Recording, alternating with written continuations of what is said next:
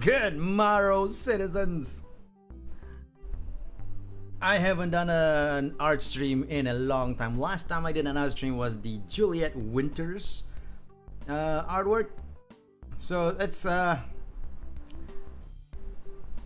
bit jarring to get back into art stream. But in any case, hello Fahimi, J-Man, and Benny. Welcome to the stream. Today we are gonna draw men butts. Hey Danny, welcome to the stream. We're gonna draw men butts today.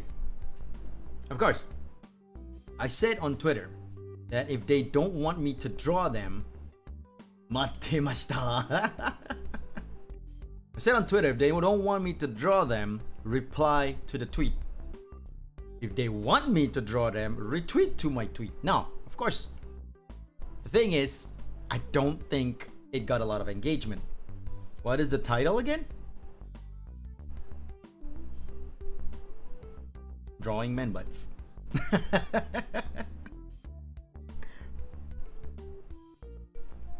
We are men butt drawing. So anyway,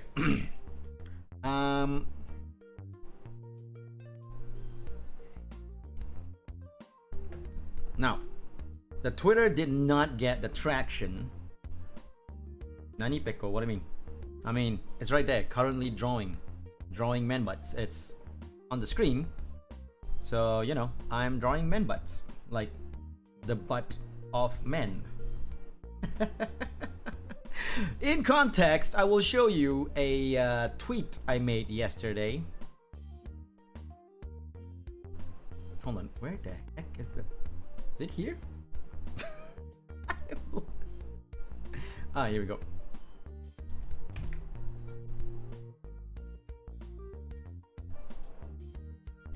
Hold on. I forgot that I might need to actually be on the stream. Thanks, pending. But no, it's fine. It's not like I'm drawing anything dirty. It's not dirty. It's actually very not wholesome per se, but not dirty either. Anyway, this is a tweet I made yesterday where Argama challenged me to draw myself in a brief. And just to show you guys on stream, this is the drawing. The brief has a slight butt crack window, but I did a double take when you read the title. Okay, so Argama made that little challenge for me, and so I was like, yeah, sure, why not, let's do it. But this does not mean anything explicit. It is just me wearing something, a briefs that is more revealing than usual. That is all. But it is not hentai or ecchi. There's nothing sexual about it. Just so you guys know, it is totally safe. It is not sexual. There is no innuendos or whatever. And so today I decided to do quick doodles of male VTubers. Of course, male VTubers, and you know, in that said briefs. Now, of course, I'm not gonna draw those who don't want themselves to be drawn. That's why I asked on Twitter, if you don't want me to draw you, please reply. If you want me to draw you, please tweet, please retweet. Of course, J-Man retweeted, so I will be drawing J-Man. What did I just... Hey, Luca. Welcome to the stream. Hey, Shoto, welcome to the stream. Hold on a second, I also have a mug of coffee in my hand. Anyway, so like I said, what you saw was a drawing I did yesterday on my Twitter that I posted on Twitter of me in a very revealing briefs, but just posing, you know, just showing manly pose. It's like those underwear models, like underwear models.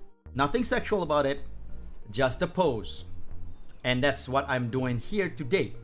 Now, like I said, on Twitter, I told them to reply to my Twitter if they don't want me to draw me. It did. Sorry. Still me, Neko. Oh, okay, yes. No, because the one I see on stream right now is Luca Briscoe, Niji Sanji clips. That's what I see you logged on as. So that's why I thought, oh, I didn't know it was you, Neko. I actually didn't know it was you. I saw you yesterday, but I didn't know it was you.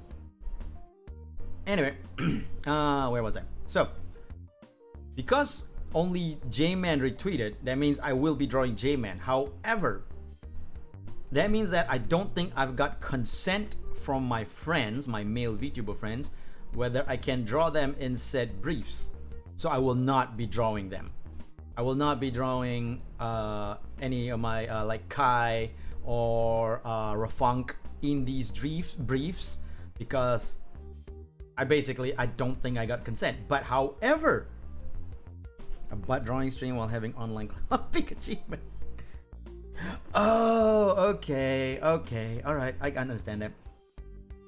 Anyway, however, I will be drawing popular company VTubers because it's not that I need consent or not from them. It's just that, you know, them being as popular and company VTubers, it's sort of a given that they would get fan arts. So I'm drawing them in the briefs. And the only one of my friend that I'll be drawing in said briefs is J-Man, because he's the only one who retweeted. Now, if someone were to retweet right now or reply right now to my tweet on Twitter, and yeah, you know, I'll consider drawing them. Not plan, of course. I'm not stalling. I'm just giving intro. I mean, we're just 10 minutes in. Just giving intro to the, I mean, I don't know. I mean, you saw what I draw, so I'm actually comfortable drawing these things. But, you know, just want to tell people, just going to give context to people before they start going like, oh, hentai artist. Yeah. If they drop by the stream and tell me I can draw them in the briefs, I will. So, but anyway, I have a list of company VTubers that I feel like I can start drawing in said briefs. We will start with one of the most popular male VTubers, company VTuber of male form. This guy got a lot of the ladies loving him because his voice is amazing, and I agree. I agree, his voice is amazing. I mean, you do have cool art style. I do like. Thank you. His voice is one of the most amazing there is, and I do not blame any. Oh wait, sorry. This is flip. Thank you. Any of the female friends I have loving this guy to bits.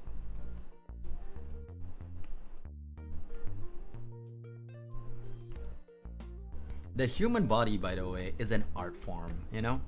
It's an art form. You can appreciate the human body without being perverted. So that's what I'm doing right now. I'm appreciating the human male body without being what do I call that? Without making it into like a sexual thing. It doesn't have to be sexual to like the human male anatomy, you know? And that's what I'm trying to show here. Like, human male anatomy can be appreciated without thinking about how dirty it is or how, you know, sexual or perverted it can be. We as humans should have the more heightened sense of maturity to appreciate all things like that. That was a big, yeah, exactly. Thank you, Pending. That being said, I know a little bit of the Renaissance era, but despite being an artist and learning art history while I was in college, I pretty much forgotten almost everything about art history. Sorry. Now the challenge for me today, right? The big challenge for me today is trying to figure out the poses while, you know, drawing them. Basically, essentially every drawing will have them featuring their muscular back. Well, depends on if I get like muscular, if I draw a muscular VTuber or not. But essentially it'll be all them just showing their back. So my challenge is trying to figure out like what's the best pose for them. For this particular person, I kind of figured out because this is something that this is you know, this particular VTuber. By the way, you can guess if you want to who I'm drawing. This particular VTuber has been in, like, the pose has been in my mind almost the whole time before I started stream, so that's this one's slightly easy. I'm not too knowledgeable art history either. I know the general beliefs and movements of the Renaissance. Yeah, understandable. I mean, it's not exactly like, I mean, it's history, but at the same time, it's a particular part of history. So, you know, to learn the details of the Renaissance era, you gotta actually like go into the whole, well, the actual details of it, and that's a big thing. There's a lot of things that happen in the Renaissance era, because, you know, all the movements, all the different things that happens and everything. So it's not easy to know exactly what happened. So anyway, hold on, I need to get some reference right now. Oh, maybe I should flip it. Should I flip it? Hold on. Thinking. Yes, I should. Flipping it would be the best idea right now, because having the face facing this way would not make me able to actually draw this person's eyes, and that's not fun.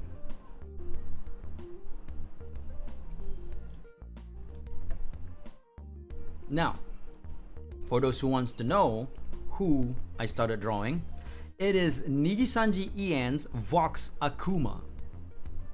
I mean, if I want to start off with a bang, you know? So this is gonna be Vox Akuma in his in the briefs. I might get flack for drawing this online when you know, once I'm done and all that. People might go like, hey, why are you sexualizing Akuma? Why are you doing this? It's like, but you know, it's just for fun. This whole thing is just for fun. We don't, like I said, it's not a sexual thing. I'm drawing this for fun. It's appreciating the male anatomy. Now, what I realized, by the way, when I'm looking for Vox Akuma's references, is that he's not exactly muscular type. I thought he'd be like more muscular than what he is. He has muscles, of course, but he's not exactly the muscular type. He's actually very lean. So I'm kind of impressed.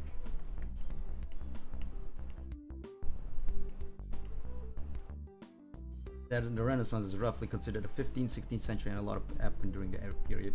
Ah, that's an early portion of EU4. Not, you know what? I really should get into EU4. It's civilization building, it's going through history, it's a bunch of strategy, war strategy, and all that. That sounds like a great tabletop game I would love to play, you know? I really should get into EU4 one of these days. Because one thing, I love tabletop strategy games. I do.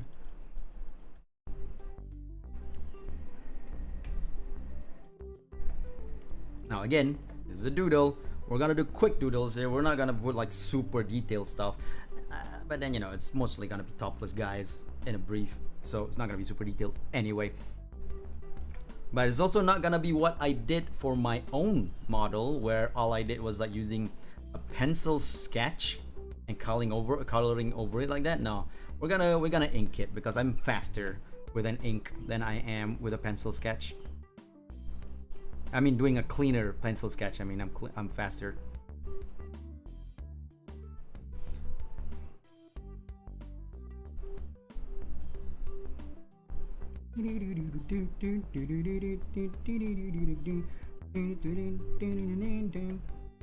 All right, so here we go.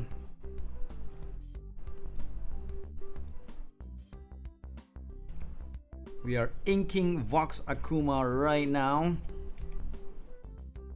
as the first male VTuber I am drawing in this form.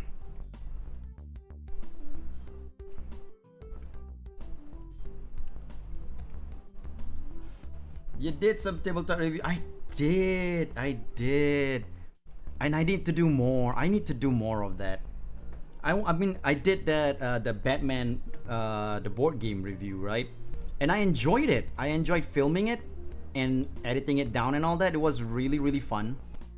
And I should do more of that, but the problem is the filming portion of it takes a lot of time and planning. Like a lot of planning. And oh my god, I forgot the layer.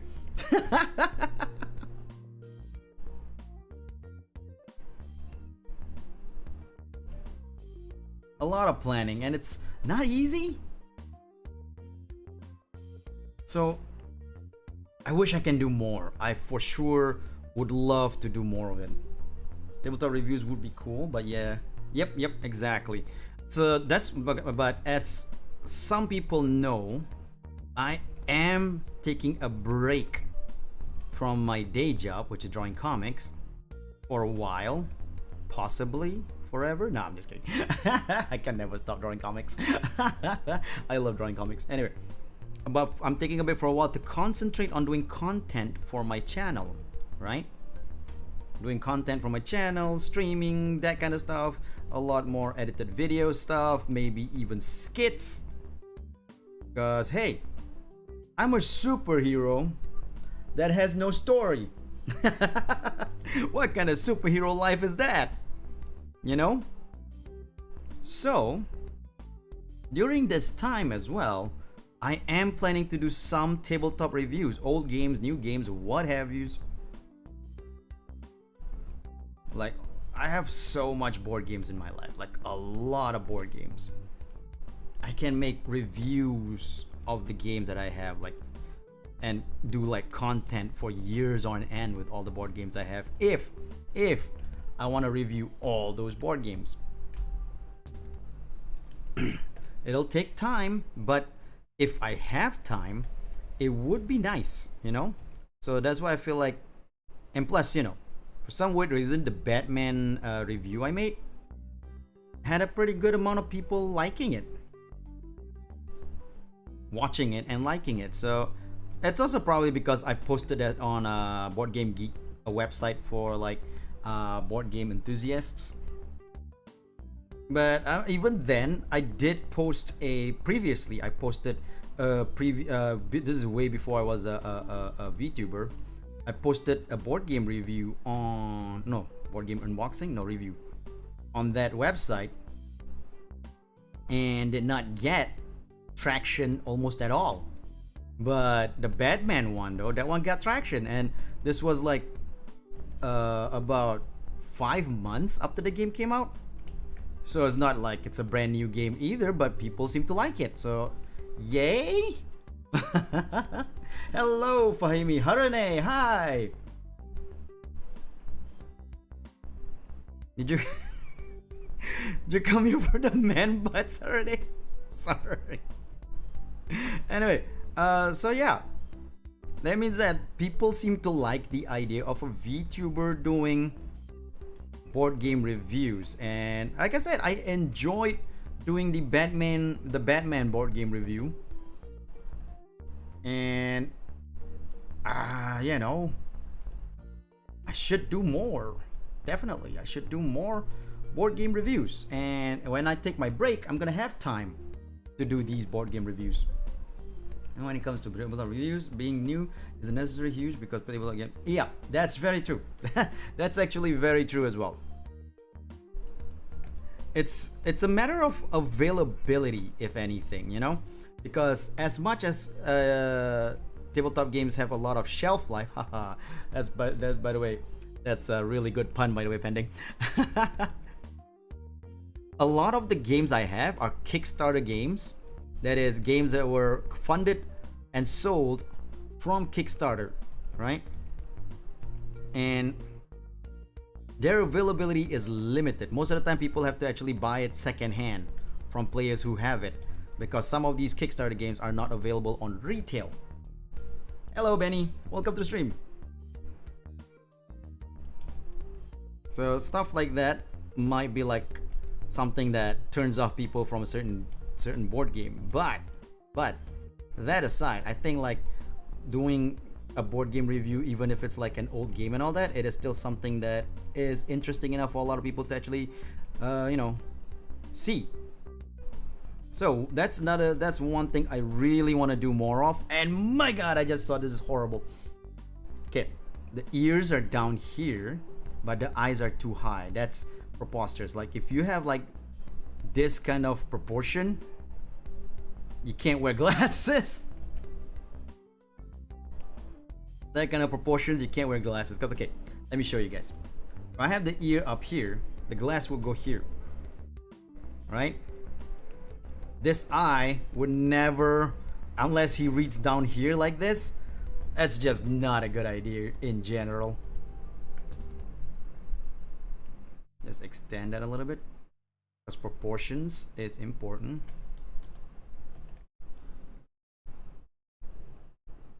I was wondering why the nose seems too high, too long. Executives of cones of yeah, as exclusive as cones of Dutchshire, exactly. He needs curved glasses, yeah.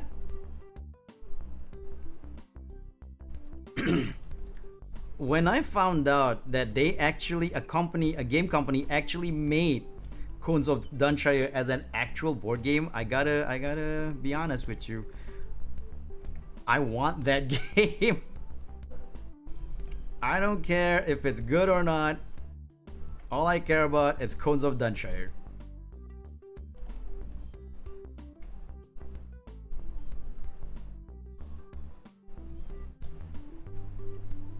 You know, all I care about is Cones of Dunshire, and I want it.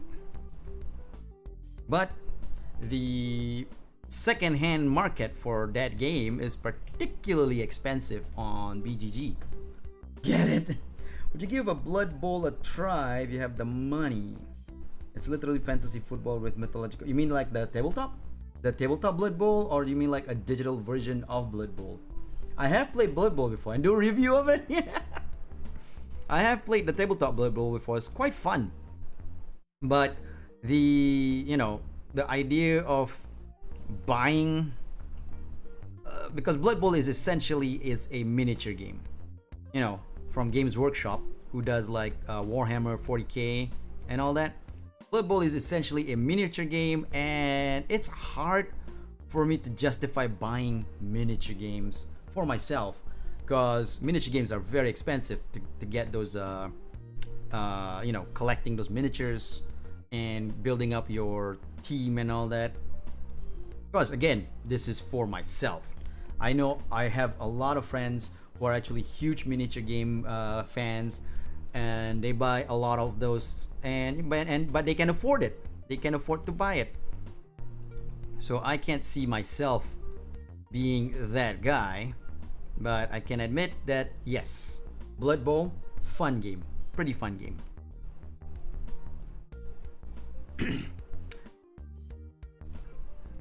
Because miniature skirmish games, they're a whole different kind of tabletop gaming experience for me. I'm more of a Euro-centric board gamer. I mean, I still play some Ameritrash. Vox, yes, it is Vox. I still play some Ameritrash games. Now, for those who don't know, this is the term for board games. a Eurocentric board game is a strategy-based board game that is more reliant on actually using strategy rather than luck. Yes, Blood Bowl is a football game. It is.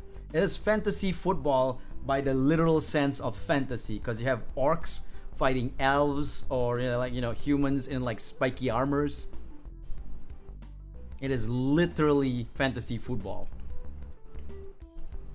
and not exactly fantasy football in the sense of how the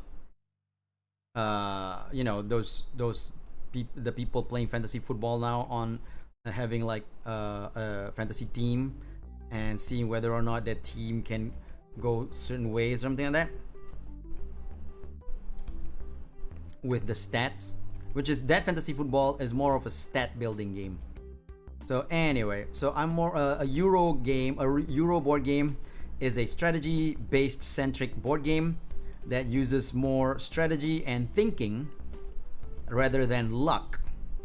Now, not to say luck isn't a factor, there's still luck in it, but usually it would be like because another player did a move that blocks you off, right? That you cannot do that move anymore.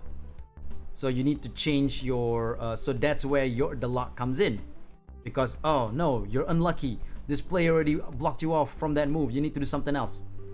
A Euro board game usually do not have a smattering of dice. No, Risk isn't exactly Euro, because Risk has a lot of luck factor in it, because A, dice, and B, conflict.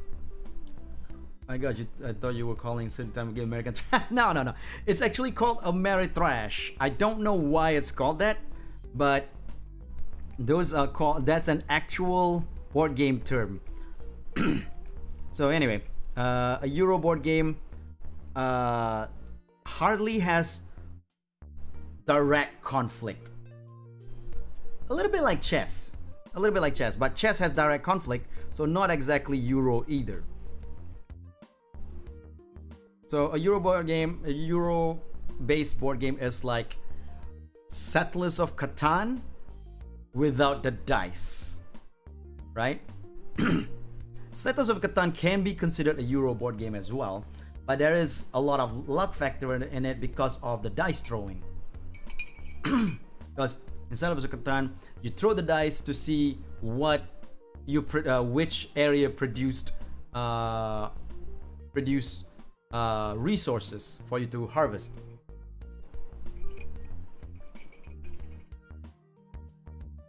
It is a great game though. I do love Catan. I know a lot of I know a lot of Euro or board gamers, like hardcore board gamers, who's not into Catan, because he says like, oh, there's so much luck in that dice throwing. I could be taking this and that area, and then that area, the number would just never come up, and my resource would never produce. But that's why you need to spread out your farm so that you can make sure at least one of your numbers are produced each round, you know? And then there's also a lot of trading involved in Catan. Actual trading, like you actually out of turn ask a player, hey, I need a bunch of wood. Do any of you want some wool to trade with the wood that you can give me? And then things can happen. That involves a lot of Euro games involve things like that. That's how a Euro game works.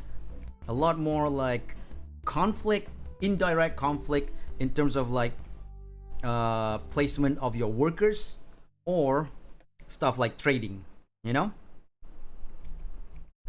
that is a Euro game, and I have a lot of those. But an Ameritrash game is more conflict heavy because it has a lot of like war-based war-based tactical game instead of strategy, because most of the time when you play a Ameritrash game, you have to change your tactics on the fly. Like you have like this idea of how, like, there's one game called Twilight Imperium. Twilight Imperium is a big meaty game that can last 6 to 12 hours if you play 6 players. Battles consist of some dice throws and card playing, and it's a 4x game. 4x being exploit, expansion, exploration, and extermination. So you play in Twilight Imperium. You play a species of alien going around space, building trade routes, or spreading your strength by attacking other players and exploiting expanding your kingdom, I guess. Not exactly a kingdom, I guess. Never played with 6 players. I never played with 6 players yet.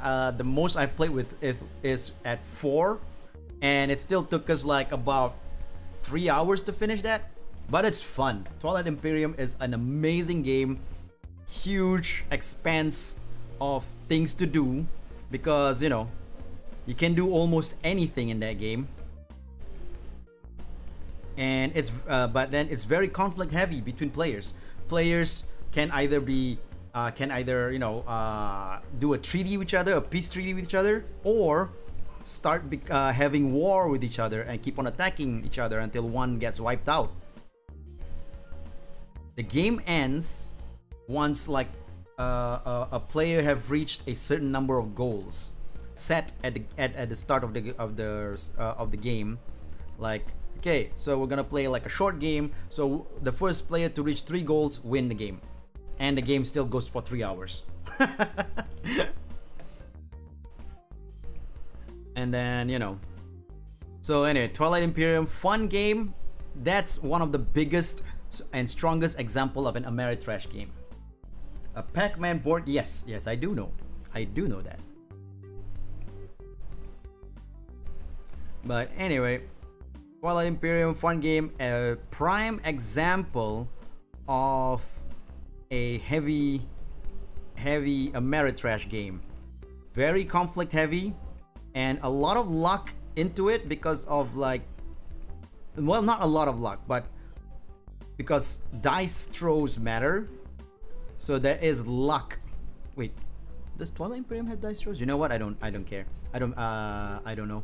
But basically, if it's a conflict-heavy game between 2 players, that is a Ameritrash game. I never know why it's called Ameritrash, but you know what? If they want to call it whatever they want, they just call it whatever they want. So, first man butt, Vox Akuma from Nijisanji ID. Now, the kind of game I love is I don't really care. I don't really care whether it's Euro or Ameritrash. If I have fun with it, that's what I like. There is no particularly set preference for me. I can play a Euro game and I can play a Ameritrash game. As long as I have fun with it, that's what matters. But I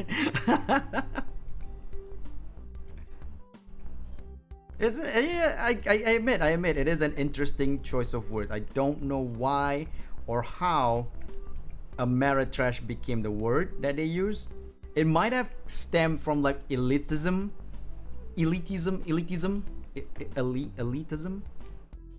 Party games. Oh, I love party games. Party games, one of the things that I really enjoy. Now, again, as long as it's a fun game, doesn't matter if it's a party game, a Euro game, a Ameritrash game. As long as I have fun, I enjoy, I love it. So I had this one game. I already sold it off because it wasn't seeing a lot of gameplay. So I sold that game off. because I have way too many board games. I have over 200 board games. So there's gonna be some games that I have to sell off, mainly because it's not seeing gameplay. So it's kind of wasted with me. So if I sell it off, I can at least say like, hey, at least that game will get to be played now, you know? So anyway, there's this game called Cash and Guns. Hey Mai, welcome. What's my favorite party game? Yeah, my favorite party game, this again, I sold it off, but it is my favorite party game. It is called Cash and Guns, right? So if you've seen the movie Reservoir Dogs, it is that. That's a lot of boxes. It is a lot of boxes. I have way too many board games. Thing is, I sold off like 30 board games already, and I still have a good chunk of 200 games. Man, but it's a lot. It is not sexual, Mai. It is not sexual. We are doing this as a, you know, appreciation of the human body. Like watching an underwear model, you know, which is essentially what I'm doing anyway. So anyway, Cash and Guns. It is a lot. It is a lot. Cash and Guns is this game where, like I said, it's Reservoir Dogs, but only with the a part where they're trying to like decide who gets the money, you know. So the game starts off with you, with like each of you, by the way, each player, and it plays up to 8 players, will get a foam gun. Like a foam gun. Or an exotic dancer, yes. Right? And then at the start of a round, and then you have like these cards of loots spread out in the middle of the table. 8 of them each round. Each round you would draw 8 loot cards and spread them in the middle of the table. And then at the start of the round, you choose a card from your hand. You also get a set of, I think, 8 bullet cards. So out of the 8 bullet cards, 4 of them says bang, 3 of them says click.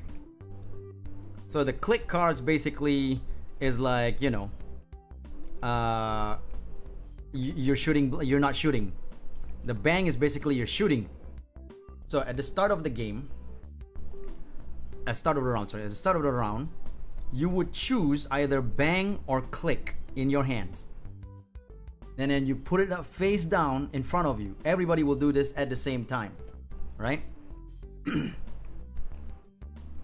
And then what happens after that is that you will be the godfather. Each round has a godfather. Forgot to mention this. Each there will be a godfather that will say whether you are in or out. No, wait, sorry, I'm getting the rules wrong here. Okay, the godfather will say 1, 2, 3. Then everyone will be pointing a gun to some other player on the table. So the 1, 2, 3, and you point your gun at another player. Everyone will do this with their foam gun, so it looks freaking amazing, right? And then the godfather will be asking, now I'm gonna count to 3 again. Those who want to stay in, they will be able to hey Nicole. Those who want to stay in will be able to see whether they will stay and continue on with the loot exchange. Those who pull out will not be able to participate in the loot exchange, right? So the idea behind this is that remember that I said that you will choose either everybody will choose a card, either they're shooting or they're not shooting the player they're pointing to. Is end heroing an option? It is a fun game. It is a super fun game. But anyway,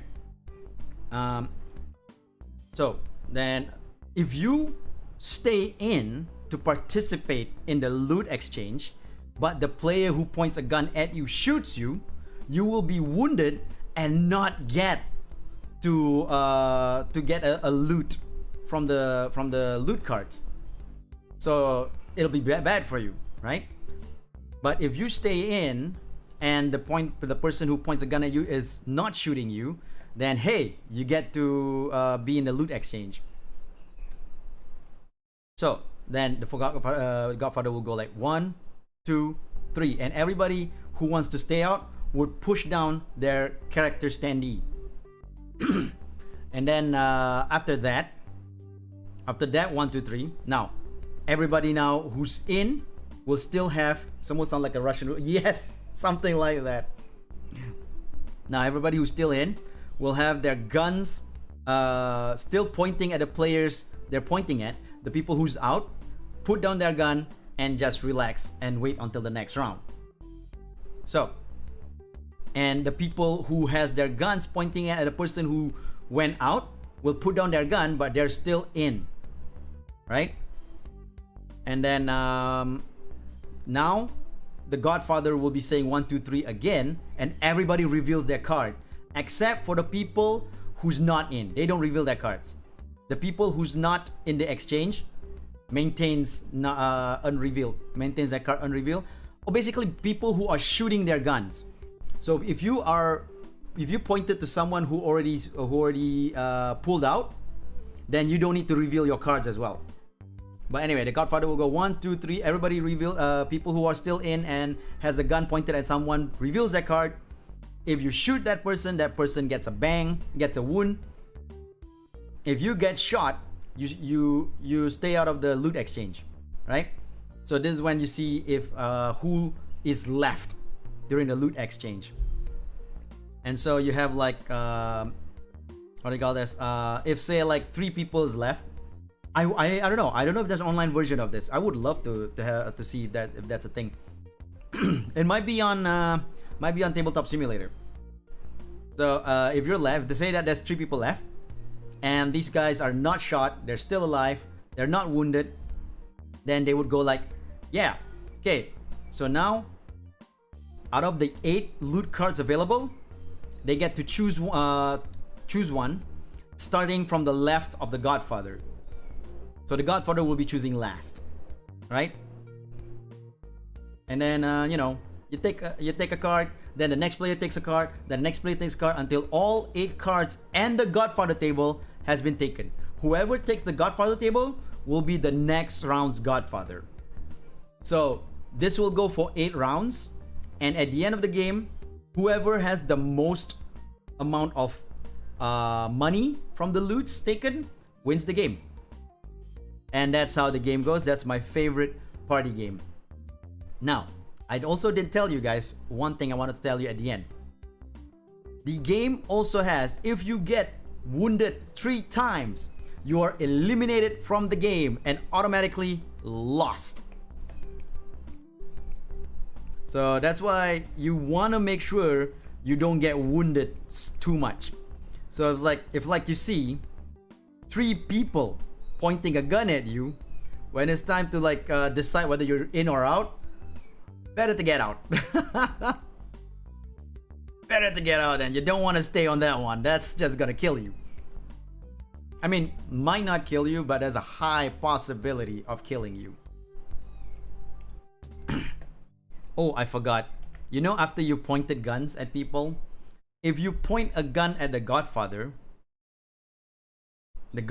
can go like, no, after everybody's finished pointing gun, the Godfather can say like, if I play with Harane, I go like, Harane, point your gun at someone else. Because maybe if Harane has her gun pointed at me, I'll say to Harane, Harane, point your gun at someone else. Then Harane is forced to point her gun at someone else. So that's a power that the Godfather has.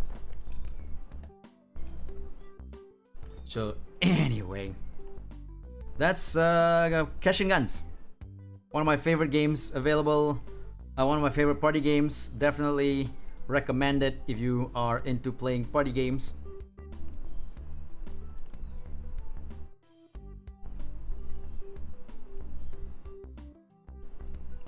Oh wait, he is pale as heck. Fox Akuma is pale.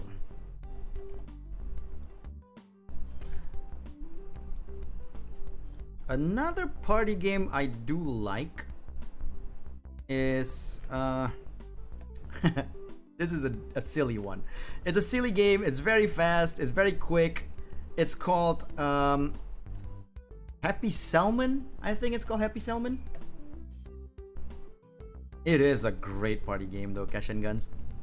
So Happy Salmon is a game that you basically everyone will be someone will be like drawing a card, putting it on a table, and then everyone will be like just yelling Happy Salmon, Happy Salmon, Happy Salmon, and then doing the things that's mentioned on the cards. Sweet angelic sound of kitten. Yes, yes it is. It is a kitten. Not mine though. It is a kitten that is from my backyard neighbor.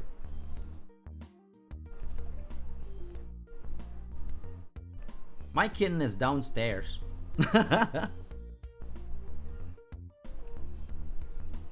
Probably getting milk from his mom right now.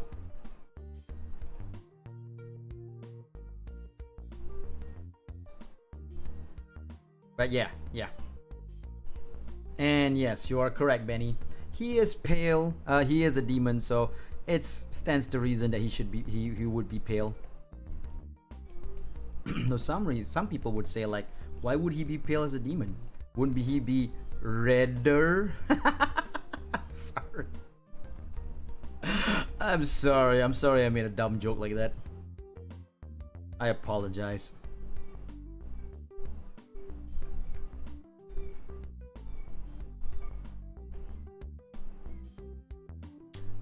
Yeah, oh by the way, I'm just going with flat colors on this one. I'm not gonna do like a shaded thing or anything. It's just gonna be flat colors.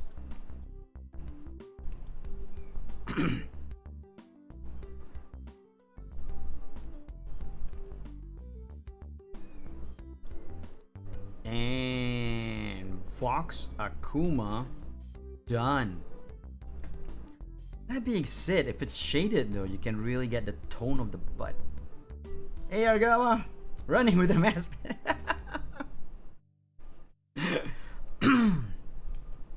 I mean, if I shade this, I can really show the tone of the butt. Would be nicer, but then do I want to do that? That's the question, because that's gonna take longer time, so I won't be able to draw as much. You know what? That's the answer. Let's do shaded.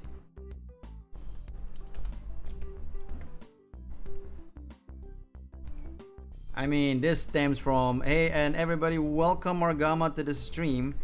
This stems from a challenge that she made for me yesterday. And today I decided, you know what? Let's gonna make a thing about it. Let's make a thing about it.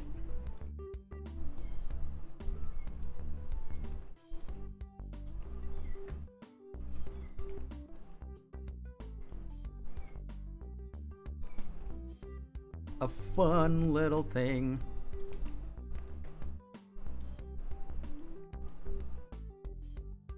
So anyway, again, like I said, only one person retweeted my tweet on Twitter, so I won't be drawing a lot of like indie VTubers, because I figure like since they're indie, it's better if I have consent from them. But I have consent from them to let me draw them in this manner, because even though it's not sexual, it is just an appreciation of the male form. I feel like some people might still not be comfortable with it, so I will be drawing J-Man later, but this stream will be mostly concentrating on the company-based VTubers like Niji Sanji.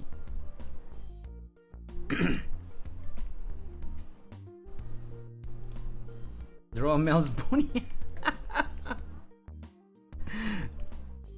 I will only do that if Mel gives consent, either through the Twitter reply and or here in chat.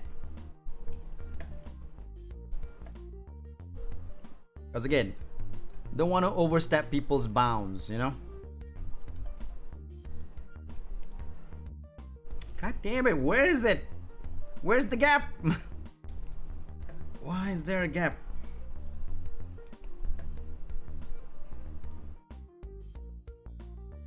Oh, still a gap. Somewhere. There's a gap somewhere. Don't know where. Oh, found it. Luca will look amazing.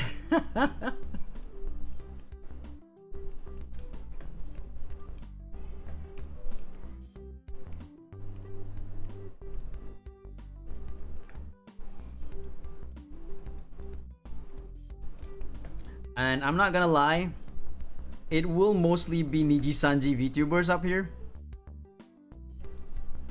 I'm debating whether I want to do Takahara or not, or maybe or Booby. I'm debating that, but I don't think I should. They're not exactly company VTubers, and they might like the drawing, but at the same time, I feel like I might be overstepping my bounds with them as well.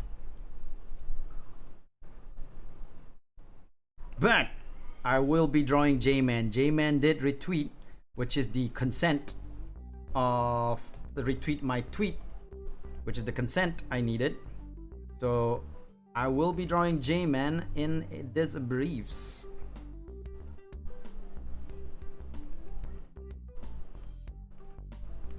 Another one I want to draw, by the way, another one I want to draw that I was like, okay, there's two VTubers I really want to draw in this. One is Vox Akuma that I'm doing right now. Another one is Roberu from Holo Stars, the winning sun. So I want to draw, I do want to draw Roberu.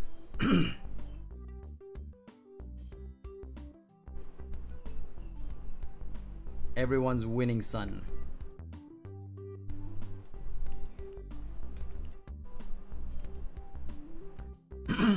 Yeah.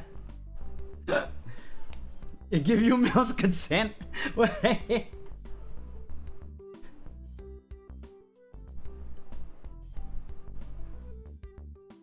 Oh, sorry. Hold on. I have to do something with the God damn it, the chat here for a bit. Yeah, go.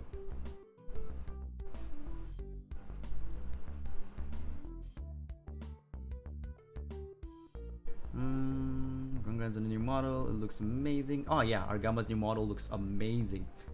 It didn't make the challenge for you, but you rose to the challenge. Yeah, that's true. That's true. What does he look like? Vox? Yeah, you already seen it. Yeah. Just throwing it out here. Would you rather have every human female became either cat girls or bunny girls? Like everyone? I don't know. I kind of don't. I mean, not to say I do not like cat girls or bunny girls, but I prefer just having human girls. But say I don't have a choice, I'd say cat girls. Say that I don't, it's gonna happen no matter what, then I'd say cat girls.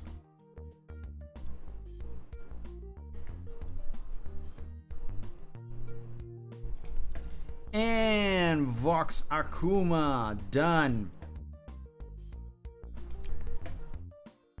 You know what? Fox girls. I think it's time for me to redesign.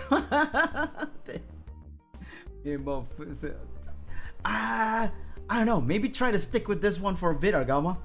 I mean, I know you love to redesign, but at the same time, you know, this one looks amazing and you worked hard for this one. I would love to see how long you can go on with this one. You know?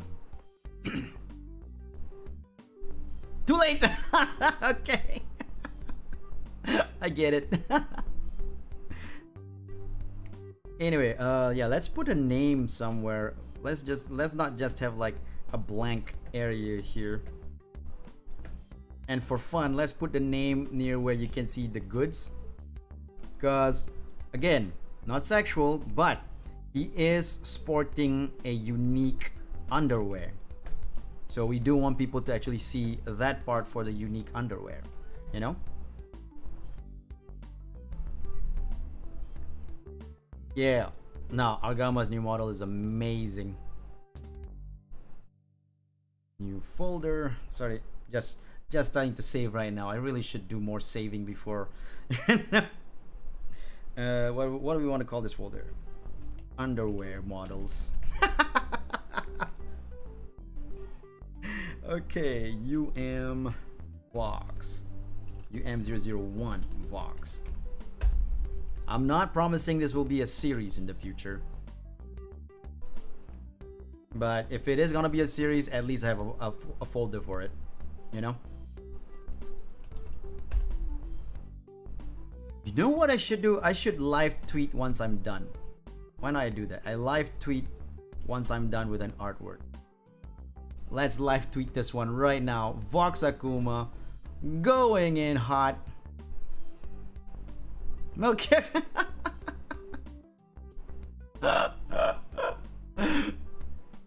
You're consenting via the retweet for Mel.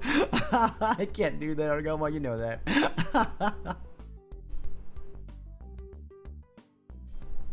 Now we can't tag Vox Akuma, of course, because you know, big vtuber. But how does he not have his hashtags on his Twitter bio?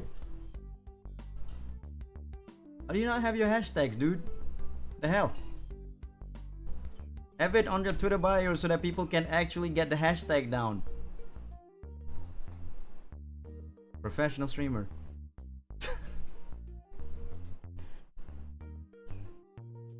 Alright, tweeting it right now. First drawing done. Vox Akuma presented. Oh my god, why is my computer like slow? Is it because of yesterday's Vampire Survivors? Like, goddamn.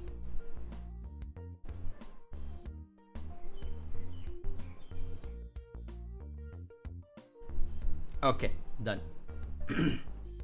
Box is too lazy. Just remember that cats are sociopaths. I don't care if they're sociopaths by nature. I prefer cats over bunnies. Doesn't matter to me what they're whether they're sociopaths or not. And doesn't mean a humanoid cat that has the brain or consciousness and also the awareness of a human will be just as sociopathic as a cat by their nature, you know?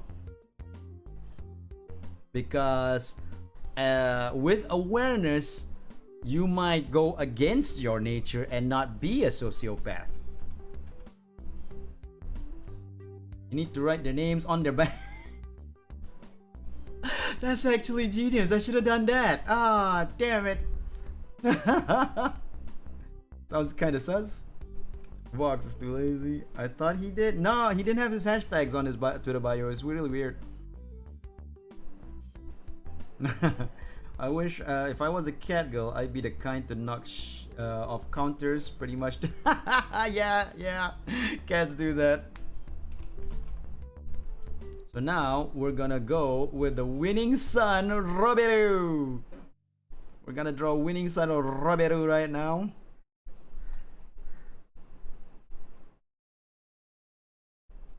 Wait, do I not follow him on Twitter? Oh my god. I thought I did.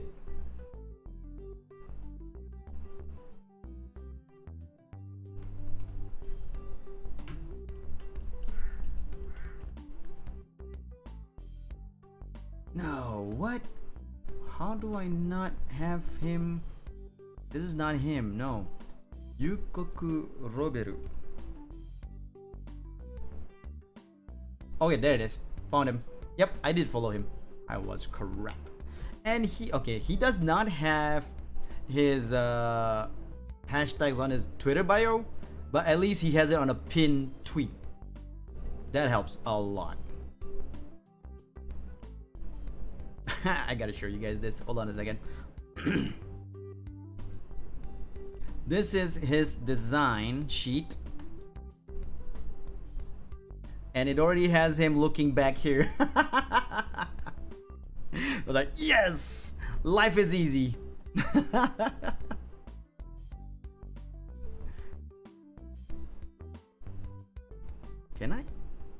Hold on. Can I exchange this to be put into the sub view? No, I can't. No? Can I open this in the sub view like this? Oh, I can. Nice.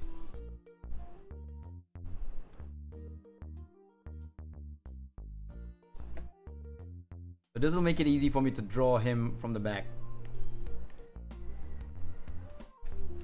So, by the way, I should also mention that that was my first time drawing Vox Akuma, and this is gonna be my first time drawing Roberu as well.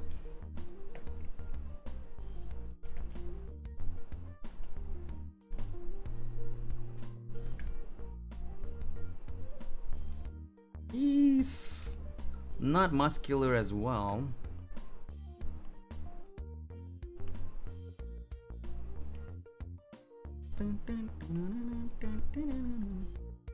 After I draw Roberu, I will be drawing J-Man. And you know what? We're gonna go for it. Argama. Mel is special. We will be drawing Mel in that underwear as well.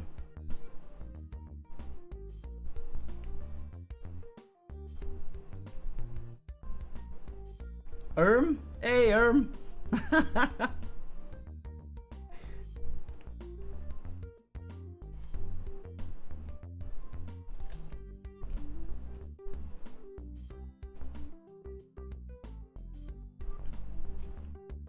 welcome to the stream. Do take a gander. I have drawn Vox Akuma, as you can see here. I am now about to draw Yukoku Roberu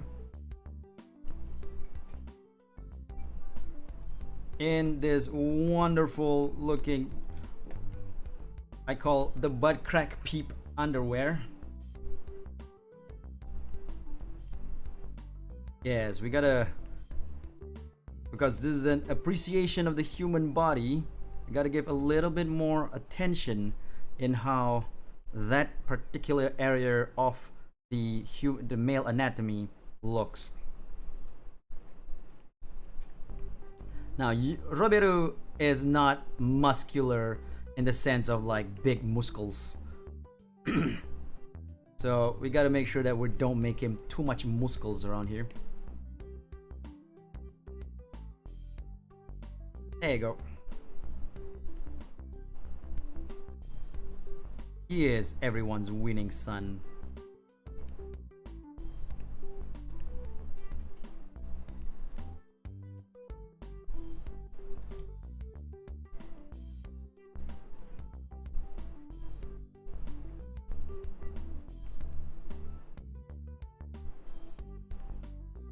Gotta have that smile of his.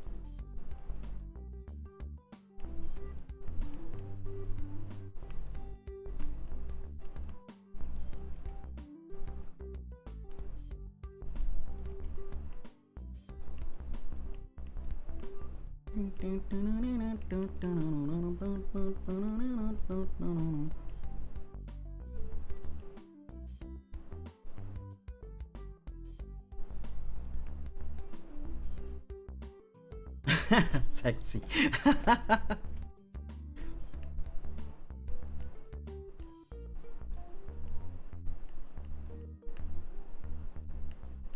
And there you go. Now, because it's Roberu, I'm gonna give it a little bit of an extra up here.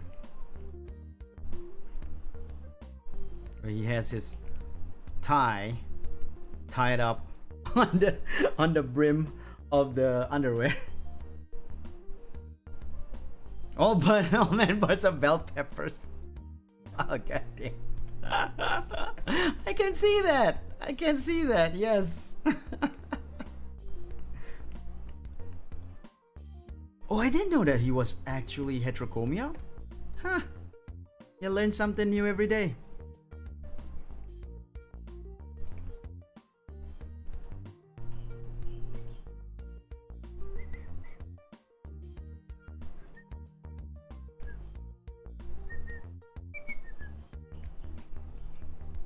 You learn something new every day. So his hair is kind of wild, but at the same time kind of you know, uniform. It's like wildly uniformed.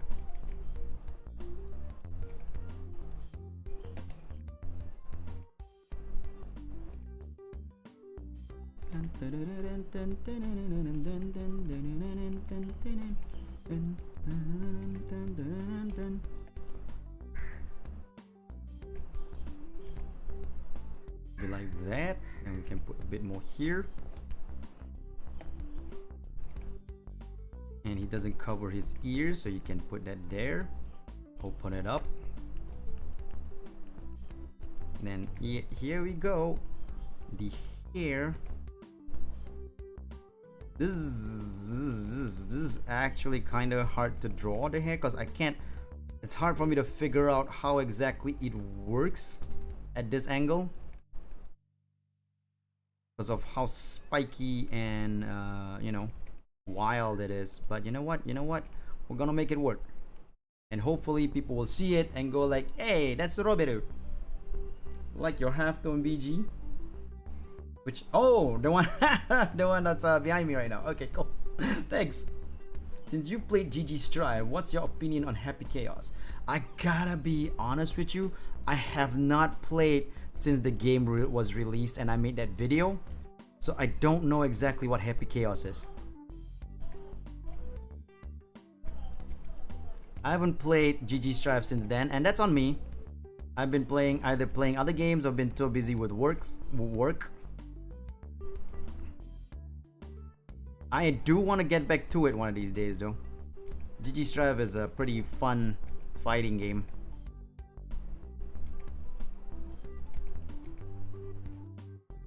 Maybe one day.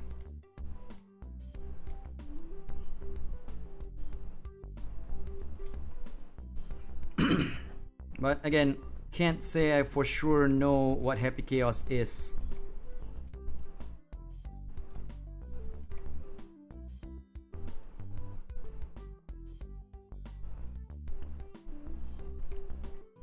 Yeah, there you go. Everybody's winning, son. You.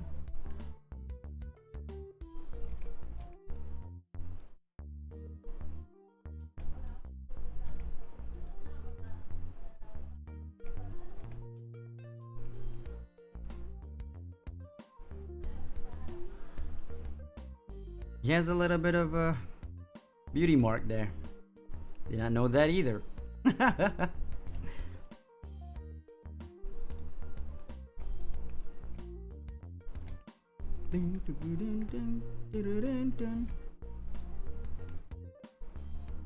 And yep.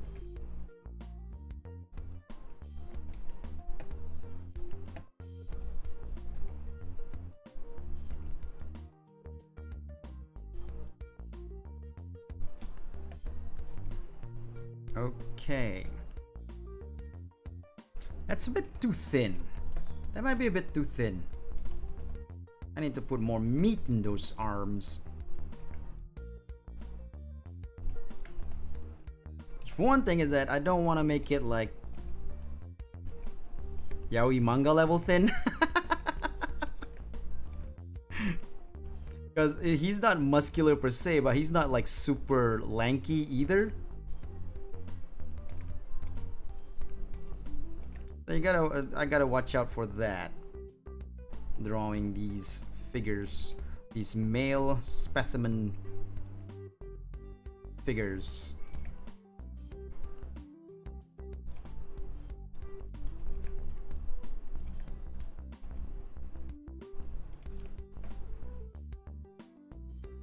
A Vampire Survivors video was fun, but yeah, I know. What point of the Joker and Junko in okay.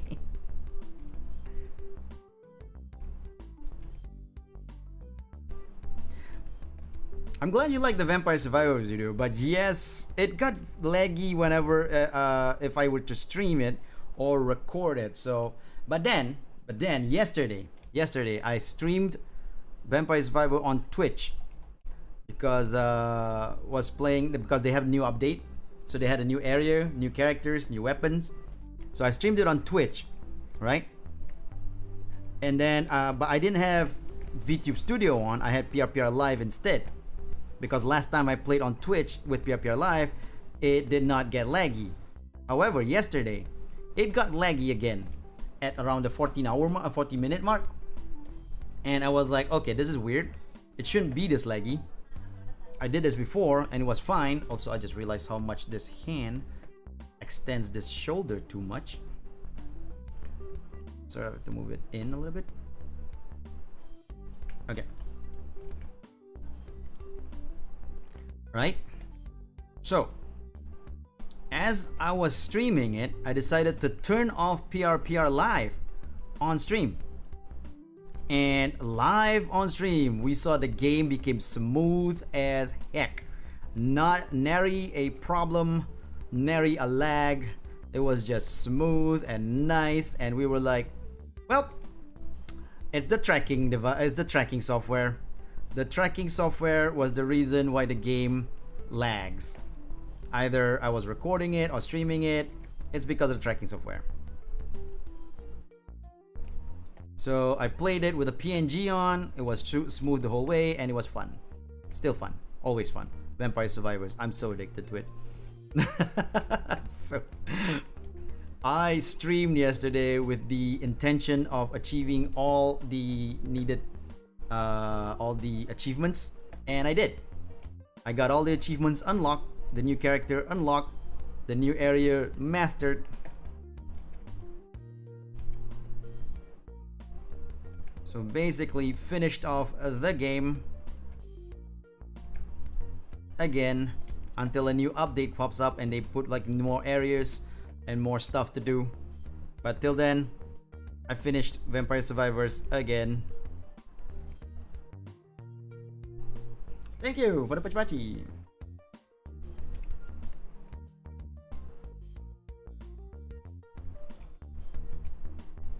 But yeah, check out my video on Vampire Survivors if you want to see how the game plays. It's a really crazy fun game with a lot of nutsoid happening on screen. And you might not have the same problem I do with the tracking device and the game lagging so much. You know?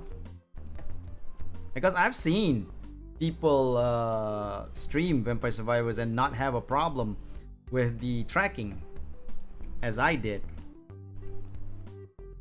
So the problem might have been on my PC and not on the game itself.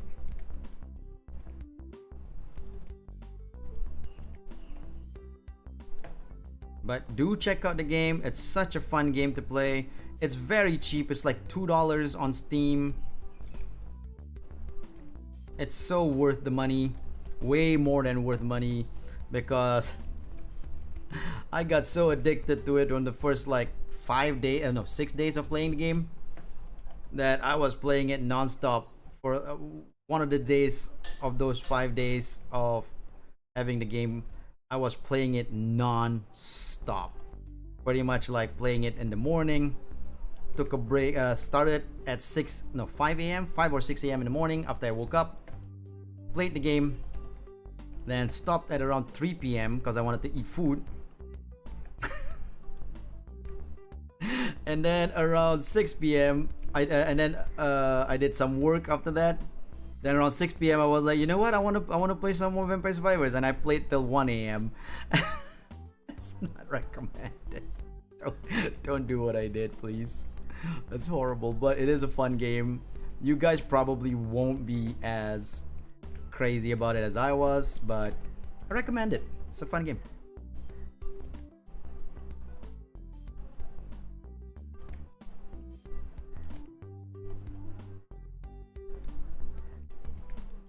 Alright, Roberto, done.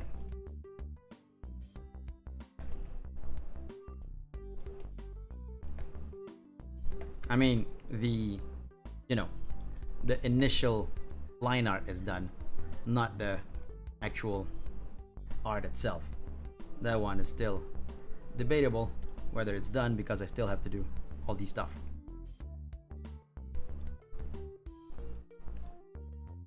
Not a fan of how yellow this turned out. I'm gonna be putting some red in it.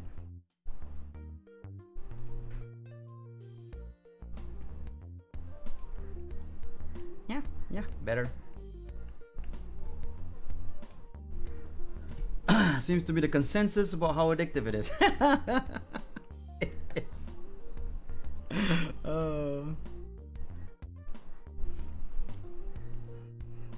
Oh my god. Like I said, I got so addicted to it. It's crazy. And the thing is, I wasn't even streaming that whole day of playing that game. It was just like out of a whim. I was just like deciding, you know what, I'm gonna play the game. And I did.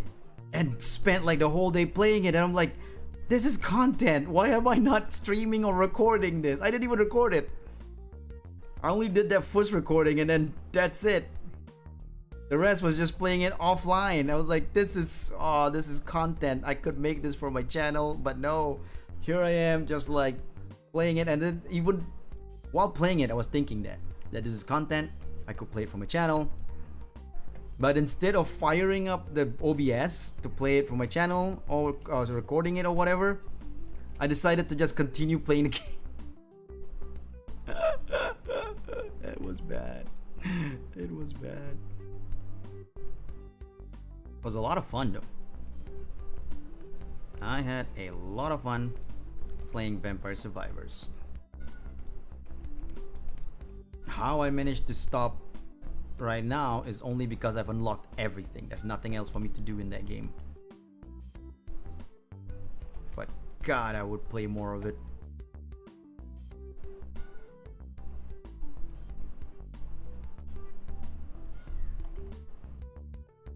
It is nutsoid how much I played that game.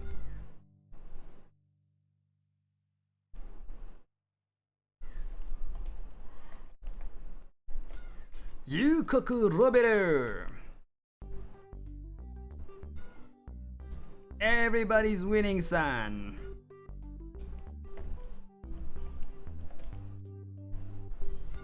The hairstyle really came together? Ah, thanks! It's great to know that. I forgot! I forgot I wanted to add that little tie, bow tie, like a little tie here that Roberu wears.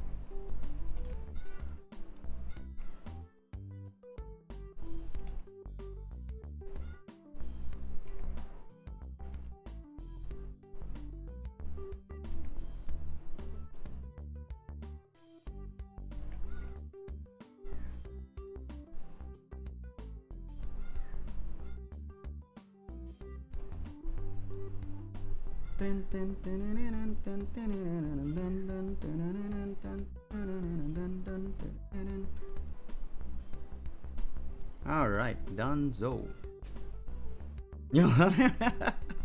Roberu is so much fun though. I do not blame you for loving him. He's so much fun to watch. That talk show he has of him like talking to like other VTubers at his bar. So funny. I've seen it live, I've seen it in clips. It's just funny. Check out the Roberu clips if you can. Alright, now we put in the shade because tone. And this should be done. Which is done much quicker than Vox did. But then I was talking a lot during Vox. talking about my board games and stuff. But you know what? If I find cash and guns on Tabletop Simulator, I will try to set something up. That being said, I've been telling Pending that I want to set something up with Battlestar Galactica, the board game, but I've done nothing about it. I'm such a horrible person. I should do something about that because I found a game. I found a scripted edition of Battlestar Galactica on Tabletop Simulator, meaning that we can play without having too much bookkeeping, and the game will be slightly faster, just like how we did Mansions of Madness with Argama and James. Me and Pending did Mansions of Madness with that, the scripted version, which works really well, by the way. So I just need to. The thing about the Battlestar Galactica board game is that I need to reread the rules because I played it a couple of times, but not my own copy. So I'm not that well versed over how the game is played. I need to reread the rules. Then we can start. I can start set something up. The Battlestar Galactica board game, by the way, is a social deduction game. Such a fun game. Yeah. I don't know if you're talking about Mansions of Madness or Battlestar Galactica, but yes, both are fun. Both are super fun.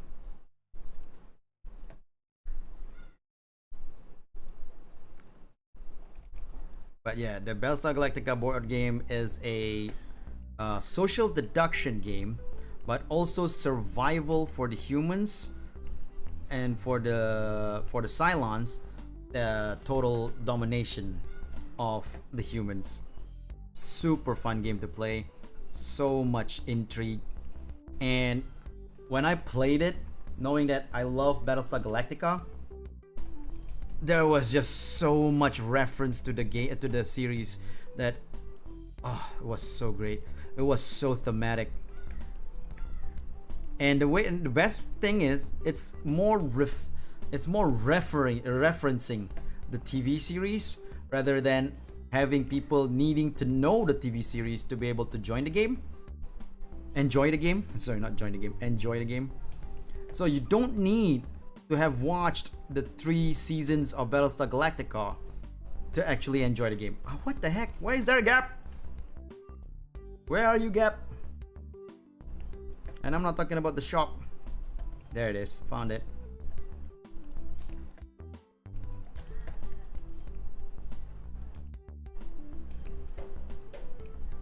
So yeah, it's a pretty good board game that references the TV series without you having the need to actually know the TV series to enjoy the game. Because my friend that got the game, he bought the game because it was like touted as one of the best games at that time. He didn't buy it because he watched Battlestar Galactica, because he didn't. But then he enjoyed it just the same. So that shows that the game doesn't need you to know the TV series. But if you know the TV series, oh, like I did, I was fanboying over the whole thing as we were playing together. Oh, I know this part. Oh, I remember this moment. Oh man, this is so cool. Oh, I was just fanboying too much. But it was a fun game. It was a fun game, and I have gotten the tabletop simulator version that is scripted, so we can play it without having to like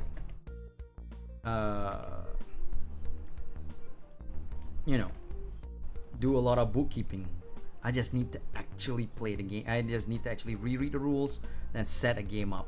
The game plays up to 6 players, but it is also a long game to play because there's so much going in it. Yep, winning son. Hey Shino, yep, that ass.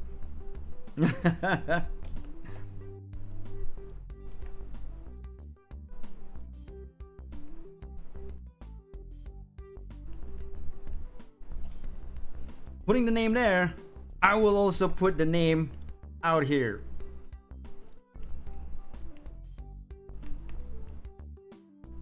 Roberu Yukoku.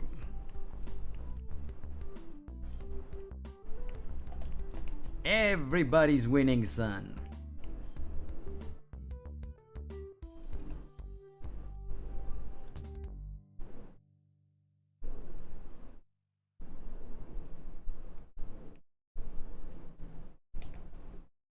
Not bright enough. Even at that light? Oh my god, that's crazy.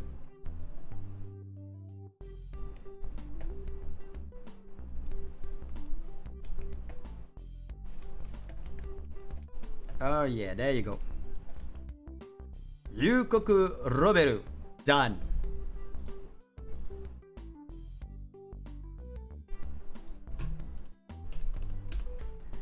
But yeah, Again, do Papa Aruran? I was trying to remember which one is Aruran. I was like, oh yeah. Not yet. If I do have the time, I will do Aruran. I am going to do J-Man first because J-Man retweeted my tweet, meaning that he is an actual a indie VTuber that has given me consent to drawing him in these briefs. If I do have time, I will do Aruran.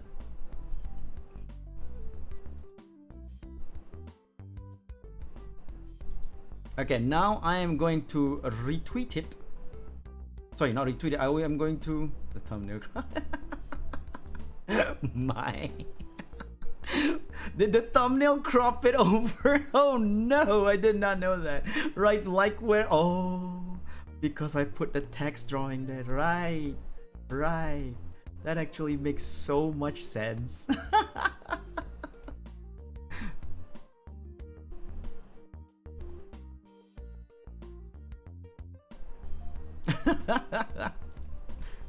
Second drawing. Everyone's winning son, Roberto.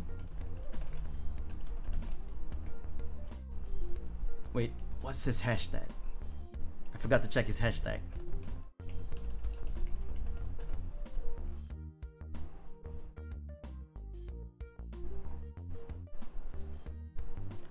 Roberto-san.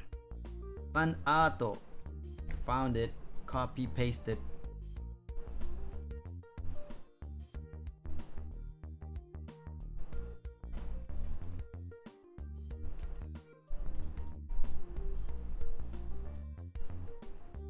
And that's Roberto done. I gave you consent. Yes. I'll do that. I'll do Mel after I do J-Man. We're doing J-Man first, then we do Mel. Then if I have time, I'll do Aruran.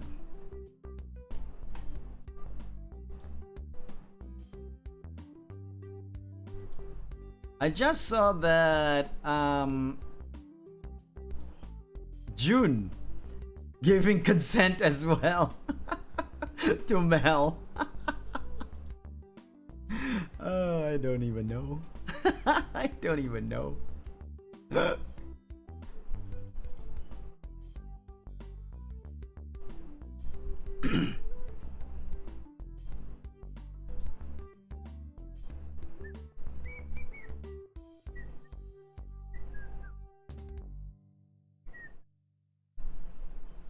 Alright, so now let us get to drawing a Jaman.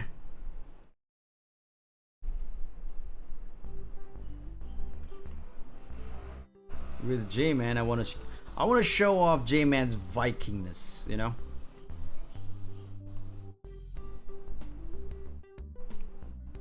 And I mean, he wears bulky stuff. So I don't know whether he's like super muscular. I'm gonna make him super muscular. He is gonna be muscular man. Muscular J-Man. With a butt that runs for days. This is a Viking butt.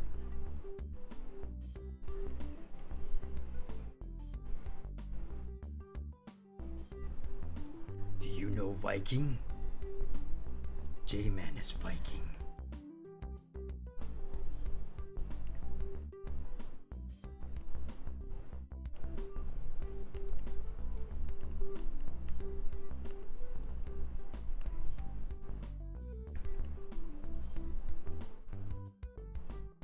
This is J-Man.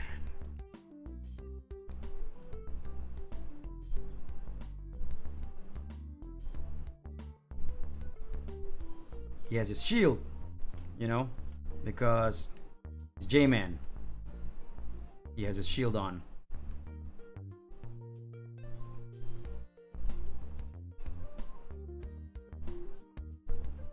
I like the Vikingness. There aren't many Vikings. Exactly. It's not enough Vikings. VTubers.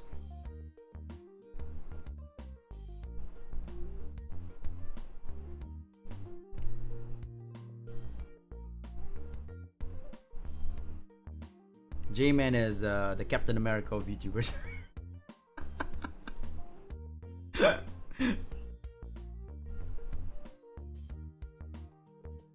Here's the best part. J-Man doesn't really have his design on, right? So what I usually use, this is something that whenever I draw J-Man, what I usually use as reference is his the chibi that he uses for his Twitter profile pic. But I would do it in like I'll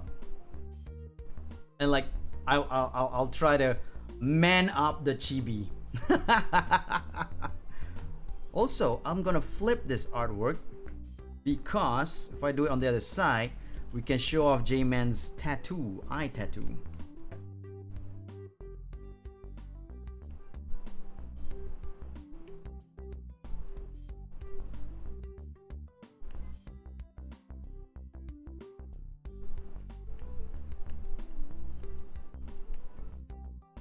Vikings are really cool. They are.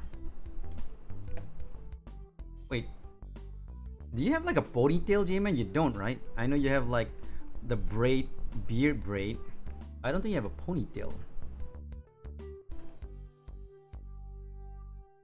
Do you have a ponytail? Now I'm not sure because I can't really see it from the. Oh, okay. Your Twitter header has a good one, has a good reference for it. Okay, cool.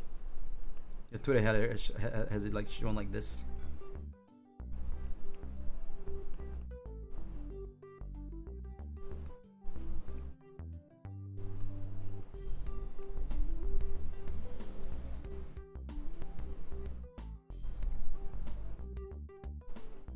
There you go.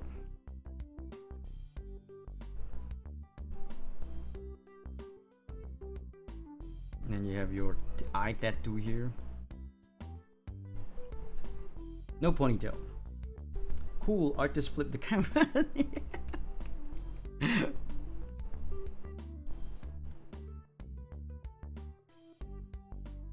Cool artist would flip the canvas. I, however, hardly do that. Because I'm so used to like drawing on paper that when you draw on paper, you don't really flip the canvas, right? You could. What you could do is you draw on a light box, and then you can flip it to see whether the artwork is, you know, has an error or not. But I hardly do that because I don't have a light box in my growing up, despite being an animation student. But I never bought a light box for myself. So I never really know. I never really do the canvas flipping because of that. So as I go into digital, I know that a lot of people do canvas flipping so that they can see the errors and all that. But because of how used I am, how I'm so used to drawing on paper, I don't do canvas flipping generally. I tried sometimes though, and it does help a lot. I'm not saying that it doesn't, but I'm so used to not doing it that I hardly do it. This ear is a bit too far in front. There you go.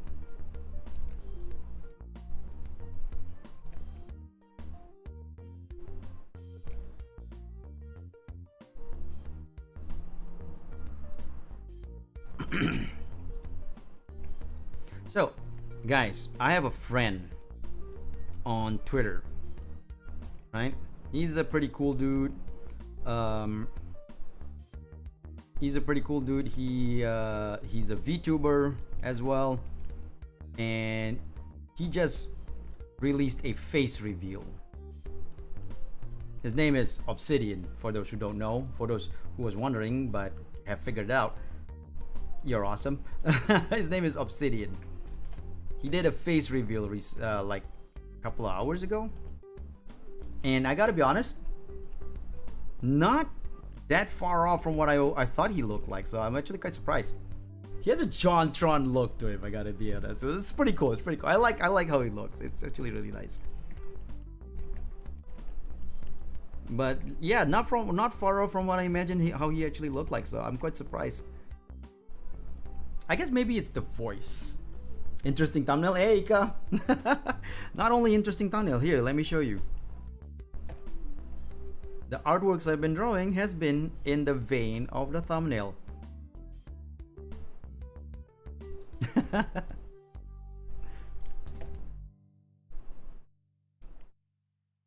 But yeah, so you guys should check out his YouTube channel. He's a pretty fun dude to watch.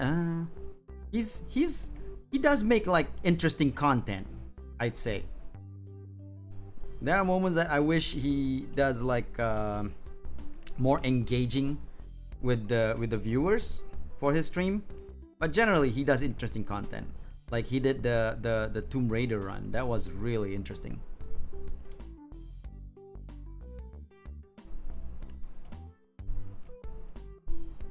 But yeah, go check him out. Obsidian Skies. He did a face reveal recently that you know, was pretty cool. Oh, that actually reminds me what I wanted to say. Back body is my favorite. I didn't see the post. It's on Twitter. It's on the tweets of Thur.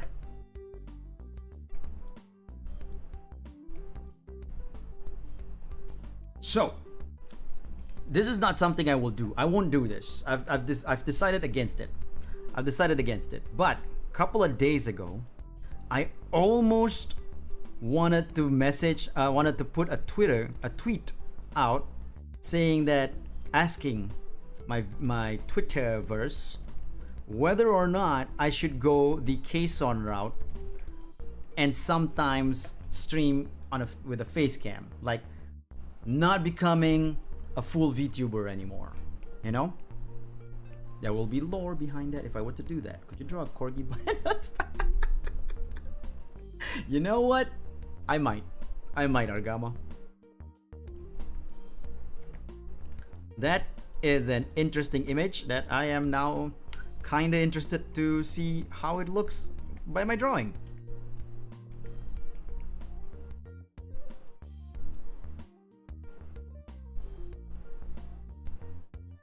Corgi butts are butts that we should appreciate as well. Butts are arts. Art butt art. Whether it be from a human or a corgi, the derriere is a legit form of artistry. Whatever makes you comfortable. Oh, you were talking about the face cam streams. I thought you were talking about the corgi butt. Won't that mean you have to go through a portal if you want to do in real? Yes. The thing is, Danny, the portal is almost in completion. So I could go back to my to the real world and start face cam streaming if I want to. But like I said, that was something that I wanted to ask Twitter. I was like thinking like, should I ask, is like get Twitter's opinion on it, and get my you know, Twitter followers opinions on it. But I have since rescinded this thinking and start to go against it. Will probably make things easier for board game reviews. I will miss tangan. Tanganku still around for me. Tanganku still around. Again, like I said, I've decided against it. And I'm still gonna maintain my VTuberness and doing everything in this virtual body. I will not resurrect my dead body in the real world and still maintain this specimen, this extremely well adorned specimen of virtual body. That's true. Since I don't have to set up the camera all the time if I'm doing setups or you know, standing up exercises. Aw, dang it.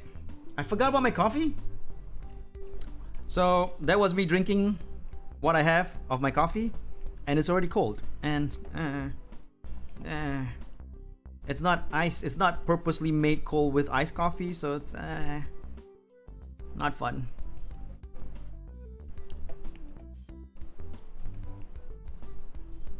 Should have finished the coffee when it was hot.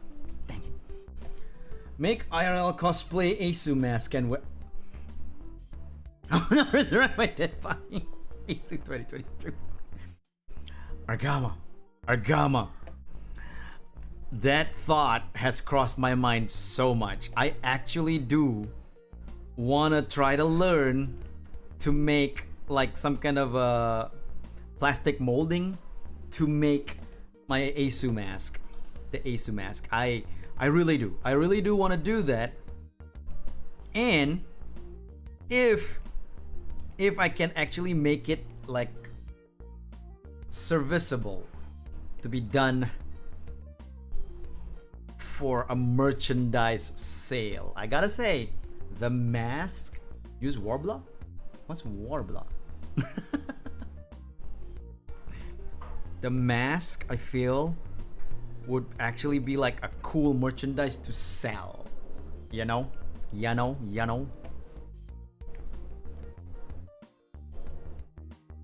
It's like, everybody can be Asu. You be Asu. You be Asu. You be Asu. Now spread justice.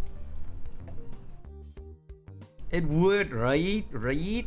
It would be really cool. And I would do it in the sense that you can wear it for fun. It's like plastic that you cut and heat with heating. Ah, cool. I'm learning. So it's like, you know, I would do it. I would make the mask into something that you can wear, and at the same time will be a nice decorative thing that you can place on a table or something. So you don't have to wear it. You can be that. You can be a different kind of nerd instead. Like you don't have to be the chuny nerd wearing a dumb superhero mask. And let's face it, mask kind of dumb. You can be the other kind of chuny nerd, the other kind of nerd that appreciates the art of it all, and have like decorative pieces. 3D printable. Ah.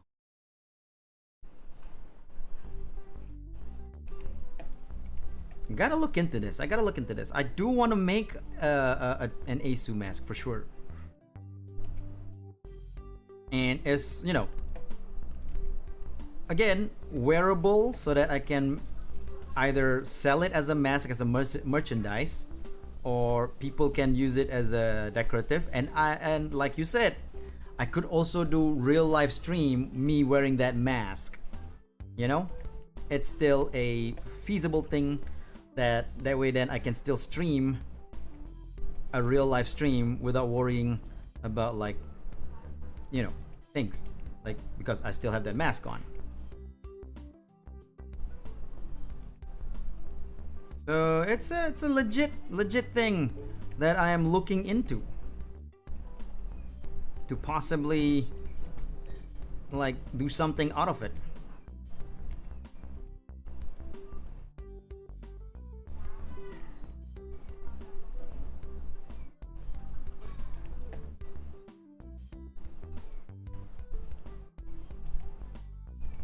So I'm not gonna lie, very interested in wanting to do that Asu mask merchandise product, or whatever you want to call it.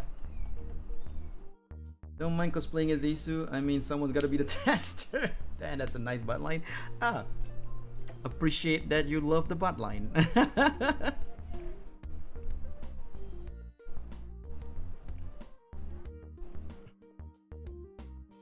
I do study live drawings to be able to draw these in a way, in a manner that looks, you know, appreciative. No, not appreciative. Sorry.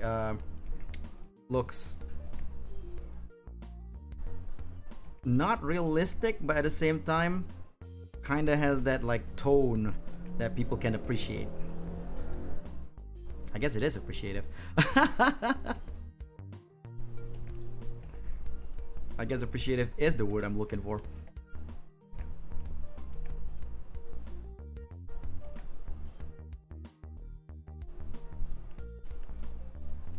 know, it'd be funny though if J-Man, because J-Man always retweet my tweets because he's a great supporter. He's a wonderful person, and he always retweet my tweets. And maybe because of that, he was retweeting my tweet about the stream without realizing that by giving that by retweeting it, he's giving me consent to actually draw him in the underwear. That it'd be funny if he didn't realize that and he did that, and now that he's seeing it being drawn, I was like, I didn't really. This was not my intention. Nah, I know you know, J-Man. I know you know. I'm just kidding around. Because I know when you retweet, you're not just retweeting it without knowledge of what is being asked for. That's kind of a nice line.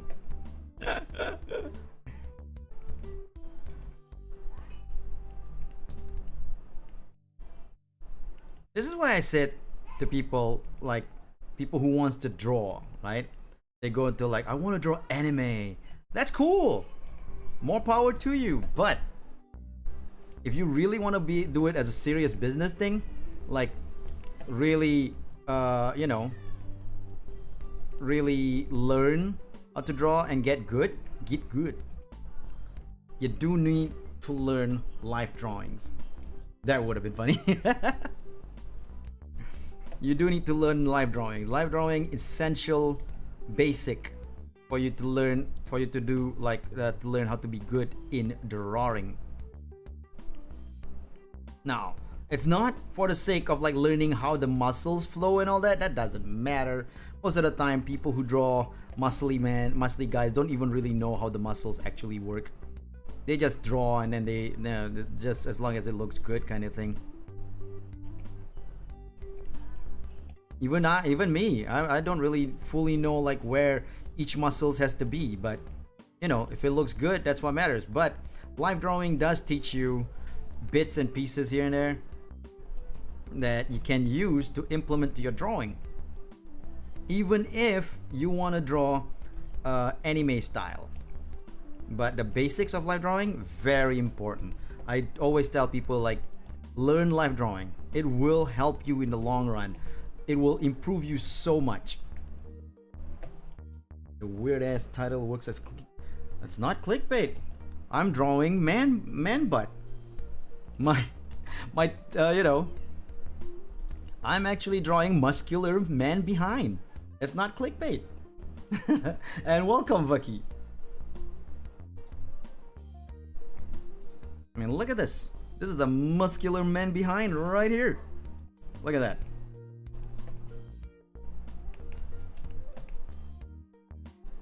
I literally am telling the truth. And I've zoomed in too much.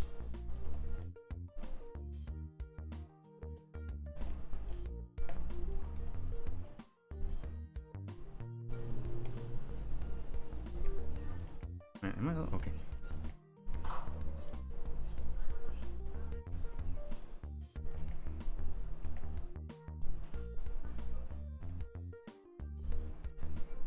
But anyway, yeah, back to what I was saying. Do not skimp, or do not think like just because you're drawing anime you don't need to learn live drawings. Now, I'm not saying that you must learn live drawings. I'm just saying that if you do want to improve your drawing, learning live drawings will help a lot in improving your drawing. You know, you don't have to. You can draw however you like if you want, if you're comfortable with it. Because a lot of cartoonists draws however they like without knowing how live drawing works. And you know, they become popular anyway because their style is something that people like to see. So it still works as well. But if you do want to be serious about it, right? Learning live drawing will even help you improve your cartoonish style. I think I'm gonna start drawing real faces as training again. Been a long time. Yes, that's a good idea. Training by drawing real faces, it will help. Because when you start drawing the real faces, you understand anatomically how it works. Exactly, knowledge of both worlds. When you know how something works anatomically, you can improve the style that you want. You can work on the style that you want and really make it, you know, make it the way you want it, because once you know how things work, you can adjust it to how you want it to look, and it will help a lot. So yeah, anyway, point is do not look down on life drawing just because you want to draw anime style. You know, I got as far as I have because I learned life drawing. It's the reason why I can draw poses without looking at reference most of the time. I still sometimes look at reference, but most of the time I don't look at references, because I have figured out, because of the years and years of learning life drawing has made me figure out how exactly a pose and or anatomy works, that I can adjust it to how I want, and you know, ta-da!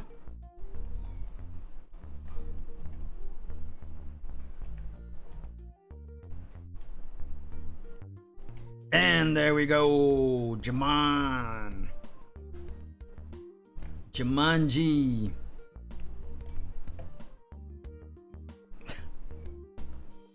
I don't know why I said that. I'm sorry. There was no reason at all for me to say Jumanji.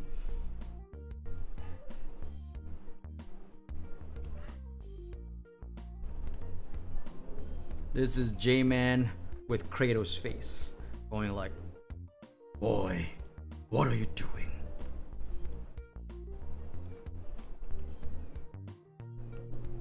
"Follow me, boy. I will show you how to proceed to destroy the gods."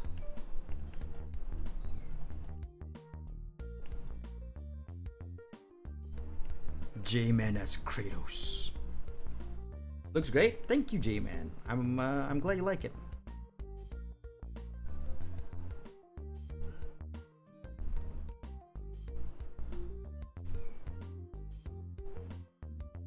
Here's a funny thing you guys should know.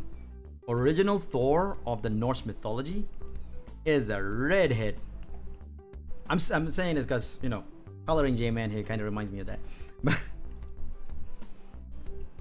Original Thor of the Norse mythology is a redhead, not the blonde that we see from the Marvel universe. This stems from them coloring him as a blonde in the comics, because back in the 60s when he first came out, he does look like the guy from The Witcher. From the 60s when Thor comic first came out, it's easier to color blonde hair rather than red hair, because of the pigments that they use, right? So that's why they use blonde hair for Thor instead of red hair.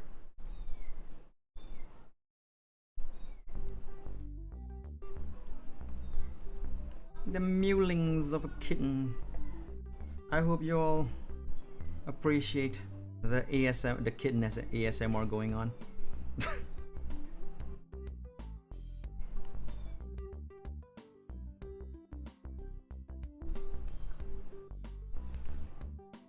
That's another thing that happened for Hulk as well, the Incredible Hulk. Originally, they wanted to do Incredible Hulk as red when he becomes the Incredible Hulk. But due to a printing mistake, he came out gray.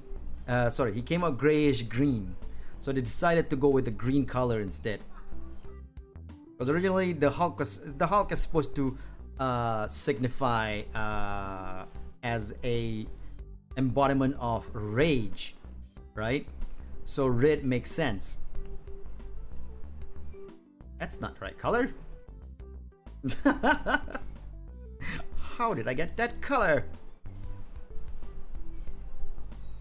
So red makes sense because of that. But because of the printing error, it came out grayish green, so they decided to just go straight with green for the Hulk. which really makes no sense as an embodiment of rage, because green is envy. You know, that's why people say green with envy. J-Man. Now, because I drew your hand down here, we do not have space to put your name there. Oh wait, I forgot. I haven't shaded the colors in yet. The shadow in yet.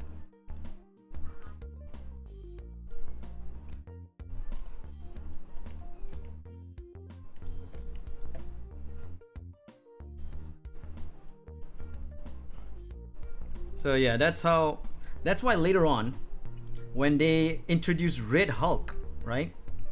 It's sort of like a meta. The Red Hulk is introduced into the Marvel Universe as a meta because that's the original color the Hulk was supposed to be. It's kind of interesting. A little bit of comic history there. It's kind of interesting. As a nerd. As a nerd, that's kind of interesting as I look at it while I push my glasses up in my nose and go like, that's this little trivia that I know. We're talking about. Wait, I'm starting to sound a bit Italian. When we're talking about how the world sees the Hulk as green when originally he's supposed to be red.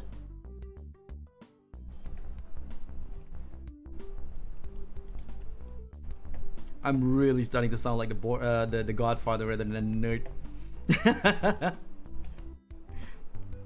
I told you that it's all about the right colors for the right mood. But your printing error made such a mess of my creation that it's now wrong. However, people have accepted it and it has become the norm. The Hulk is a green monster that is the embodiment of rage, and that's weird. They made General Ross become what he was trying to stop. Yeah.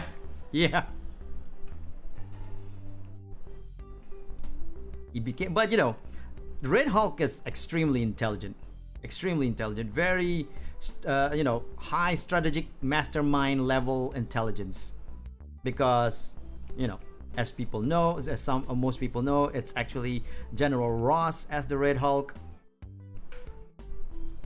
I wonder, because they do put so much importance of General Ross's existence in the MCU, if they're planning to have Red Hulk appear in the MCU in the future with John Hurt playing him, that would be kind of awesome. I gotta be honest, it would be kind of awesome. Maybe we'll find out more with the She-Hulk TV series. Imagine J-Man having an uwu tattoo at the trips too. Oh my god. Just like here. Uwu.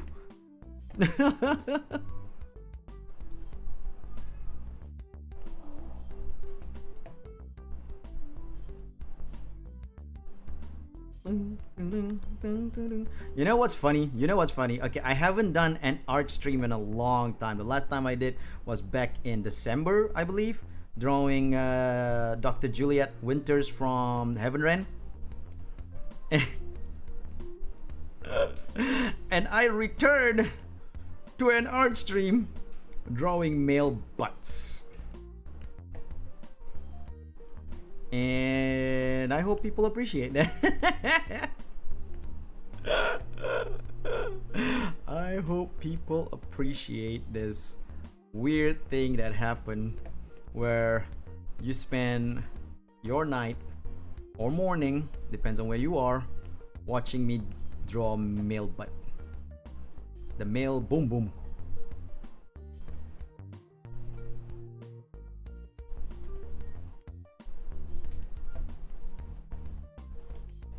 The derriere of the masculine male posterior.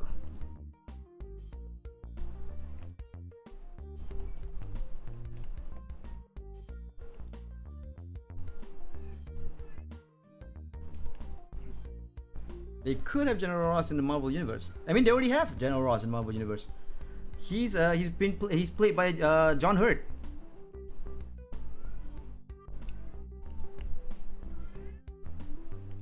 John Hurt? William Hurt?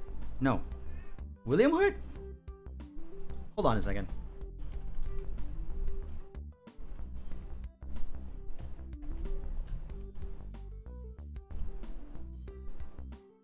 William Hurt. He's played by William Hurt, not John Hurt. John Hurt is a different actor.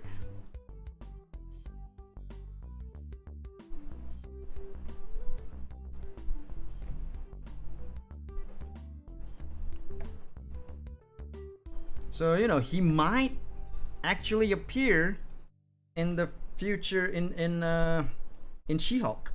Also, why is nothing appearing? Is J-Man too pale for linear burn? Should be soft light, not linear burn. There you go.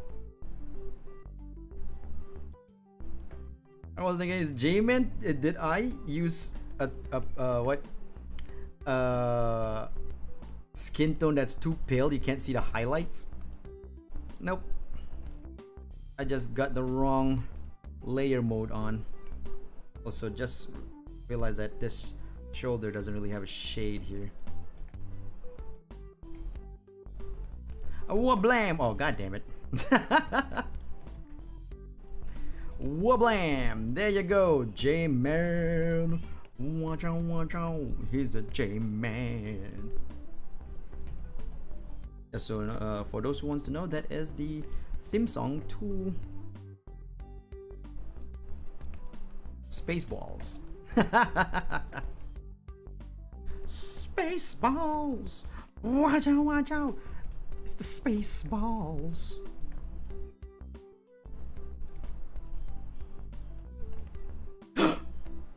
Did I? Yes! I've already uploaded this and forgot to put my signature on it. You know what? Screw it.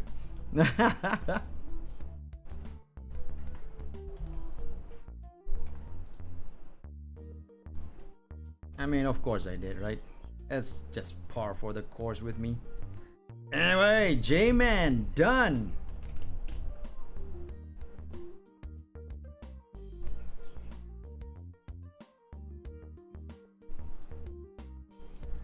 Looks like Asu's claiming this ass. Sir, I'm trying to sneak around, but I'm dummy thick and clap my booty cheeks. Oh, sir, I'm trying to sneak around, but I'm dummy thick and clap on my booty cheeks. Keep alerting the guards.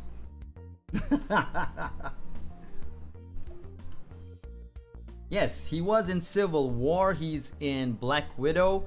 He was also in, I think, in Endgame. He was there during the funeral.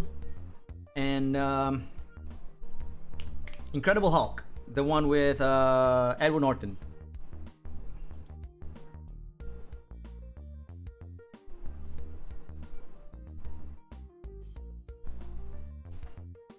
All right, third drawing.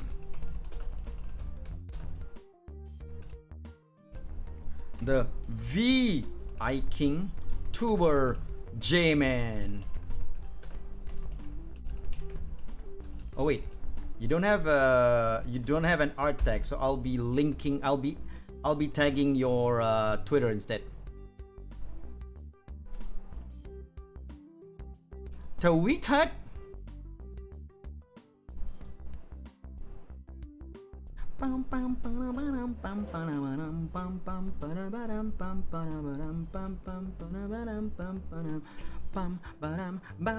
All right, next one.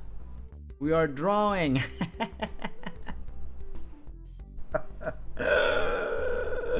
We are drawing Melly the Skelly. Hello, Makerin. Looks. Oh wait, I already read that part. Okay. We're drawing Melly the Skelly.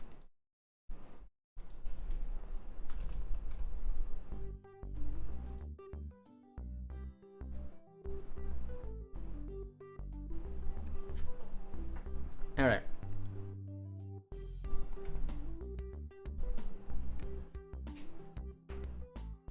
This is gonna be interesting.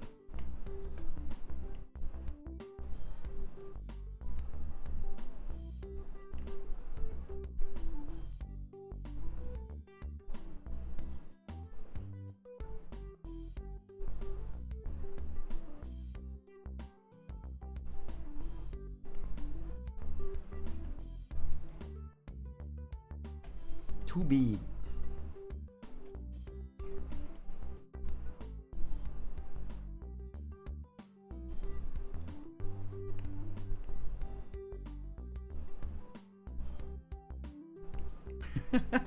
Sorry.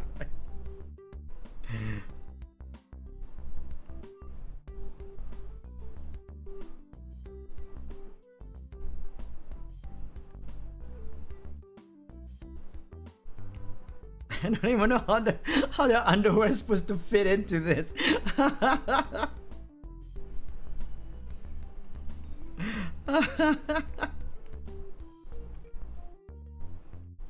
Oh God.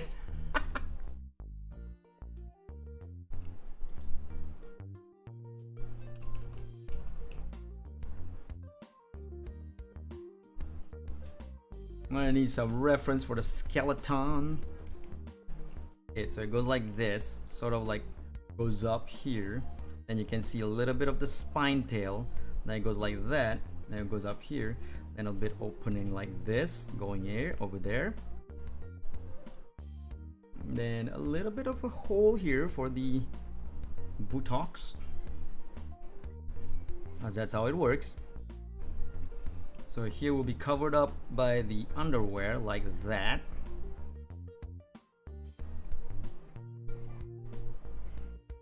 The legs combine here like this. The spine moves back all the way down like that.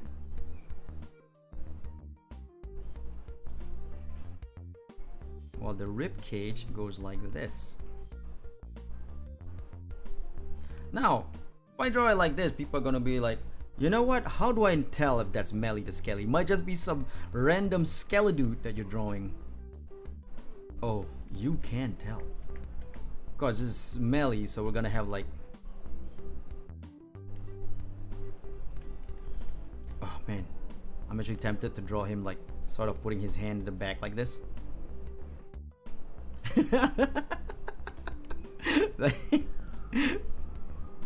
like this.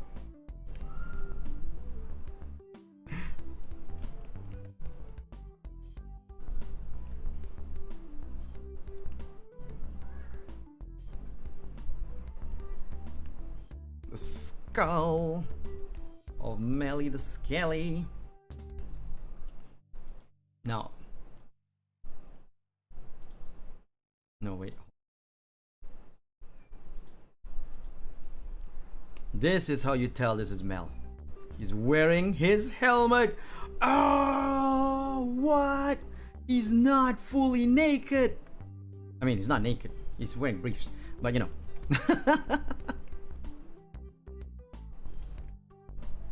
He has his helmet on.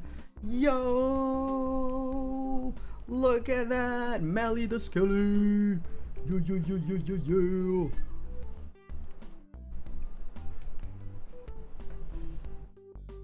That's how it works. That's how it works. Now let's proceed to the color, to the inking, shall we?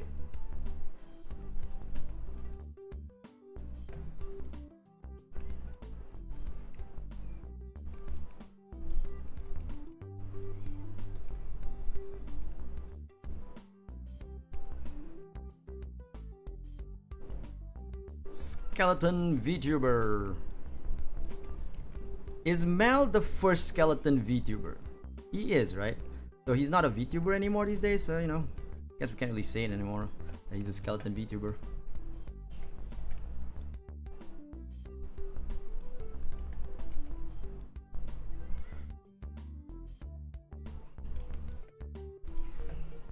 Skeledude.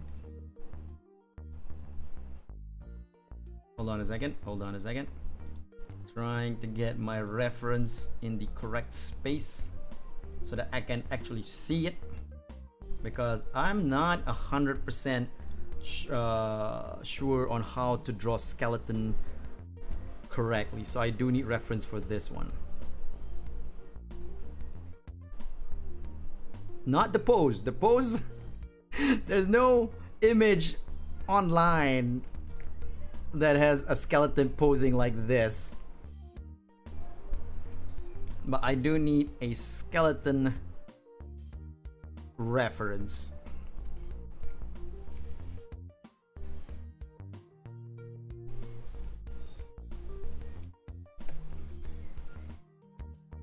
Oh, okay, so that's how the shoulder blade works. That goes into that, and you have like these parts here as the back of the shoulder blades.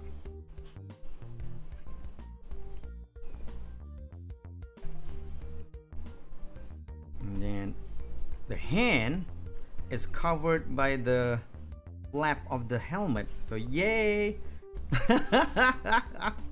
No need to draw hand details for a skeleton hand details.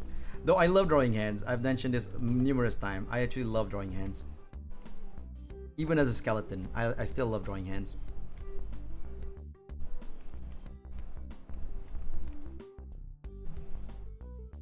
Then this one will go like this to open it up, and then open like this up.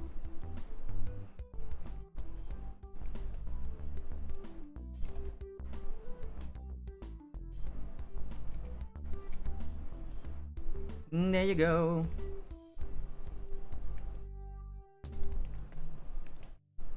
All right, that looks pretty decent, I gotta say. Not the best, I think, of skeleton hand drawings, but you know what? Decent enough for people to enjoy and recognize that it is Melly, the Skelly. Not Melly, the cam girl VTuber. That's a different Melly that we don't really, you know, talk about.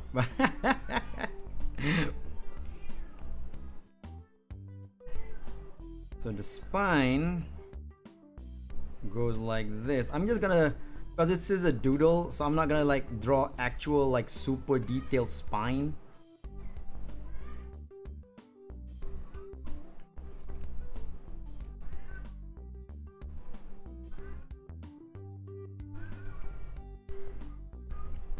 There's gonna be simplistic details, not even like aligning the spine correctly, because simplistic details, you know. Should I tag Mal after I finish this drawing and tweet it? Should he be tagged?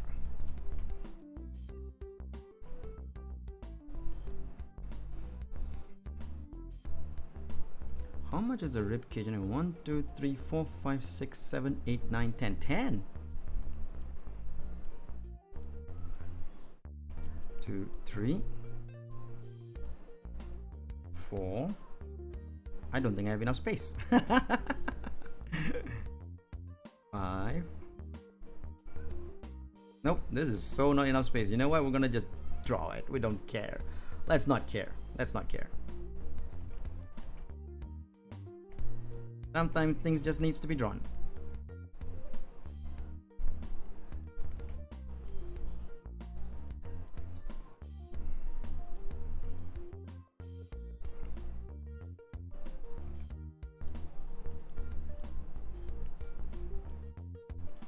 Ding, ding, ding, ding, ding, ding.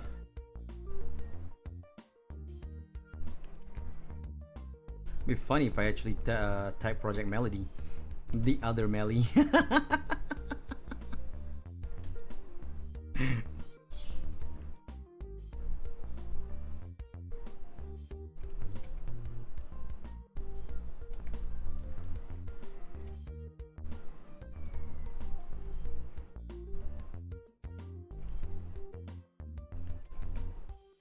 Ain't really the right amount of rib cage drawn here, but you know what? This is a doodle. That's my excuse. It's a doodle.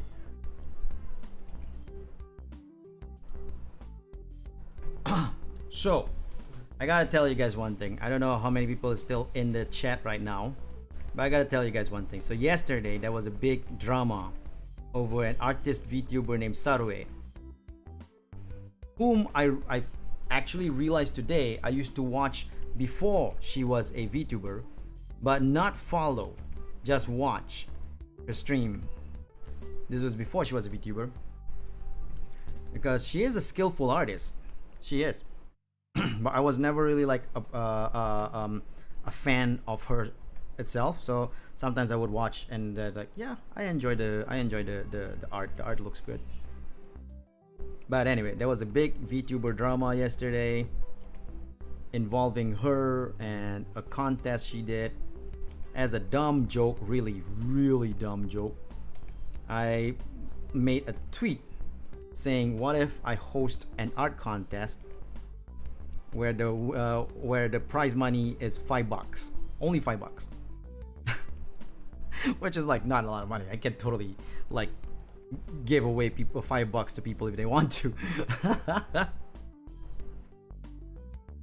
But anyway, so I made that joke because the whole thing with Sarue's controversy drama is that she hosted a drawing contest for people to draw fan arts of her, and the prize pool is $5,000, which is a lot of money, which is pretty cool. But there was a whole thing where she disqualified people but did not inform them that they were disqualified, so they were waiting during the stream to see if their artwork would appear, but then the artwork did not appear on stream, and they go like, wait, what happened? So it was a huge drama that happened. La di da di da. Who cares? I don't care. All right. So just for fun, again, I thought it'd be funny if I posted a little tweet saying like, what if I host a VTuber an art contest that people can submit and win $5, only $5, just for fun. I was just saying that just for fun. It wasn't a serious thing. I didn't really think about doing it. But then there was people who legit, and the thing is, the whole thing was supposed to be me pointing out as a joke over the drama. That's all. I don't want to get into the drama. I just wanted to make a joke about it. Right? But then there was people who legit replied actually saying that they would be interested. And I don't know what to do about that. It's like I legit don't know what to do about that. Should I continue on with this idea of having an art contest where people can win $5? But then I also don't want people to spend too much time on it because it's a dumb meme I'm doing, and just like having like the idea of a contest where you just win $5, only $5. So I thought it was just a funny thing that some people took it like a serious thing where I'm just memeing. I don't know. Like, should the meme continue is basically I'm wondering to myself, you know? Should the meme continue and me doing this, organizing a dumb art contest where people can draw fan art of me, I guess? Or maybe I should do the contest where they don't draw fan arts of me, but just draw fan arts of whatever they want and submit it to me, and I'll give the winner $5. The winner, and I will be like, the winner will be announced on stream. And here's the guidelines. I'll actually have guidelines so that if people get disqualified, they'll be informed on stream as well that these people got disqualified for not following the guidelines. But you guys did your best. Thank you so much for joining. I don't know. I don't know, man. I don't know. I think it'll be funny, but at the same time, do I want to commit myself to a dumb meme like this, you know? It's just, so much goes into my dumb brain about all these, like, cause it's a weird content, and I love doing weird content. Oh, you've seen the tweet but don't know the context? Yeah, that's basically, the context is basically what I summarized just now. It's a weird content And I love doing weird content. I just love doing weird content in general because I think, because you know, it's funny, and I love just being like doing a funny content. But I don't know, do I commit to it? That's the question. You know, like actually organizing an actual contest for fun and say like, hey, winner wins $5. You want to join? Just submit to me any drawing you want.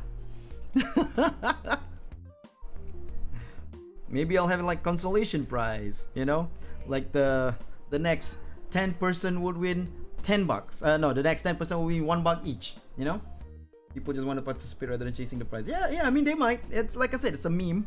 They might just want to do it for the meme. So it's a possibility, and I think it'll be funny content. So I don't know. That's the question. Do I want to proceed with it? It'd be so funny if I say like this. If I say like, winner wins $5. The next 10 person will win $1 each. The 12th, the person in the 12th place, however, will win a whopping $15. So people are like, oh shoot, I want to get the 12th spot then. Oh god, why am I like this? I don't know why I'm like this. Though you gotta admit, that's a funny thing. That'll be so hilarious. People will try their best to reach for the 12th spot. I think it'll be hilarious. I think it'll be great stream content even. So I might go ahead with it because I'm stupid that way. I am stupid that way that I might just still do this as a content just for fun. I mean, I did come up with a whole you know, court case content for people to testify against me about my sleeping schedule, my horrible sleeping schedule. I want to do something like that again, but something original too. So I don't want to do another court case. It's just rehashing an old joke, you know. So this drawing contest idea might be something fun.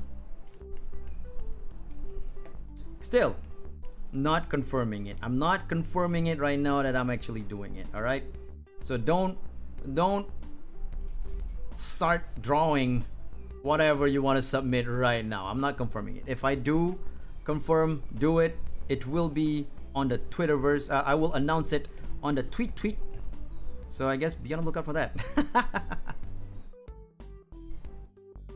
Wait. The way I do this ribcage doesn't make any sense anymore. You know what? Who cares? It's a doodle. Stop overthinking it.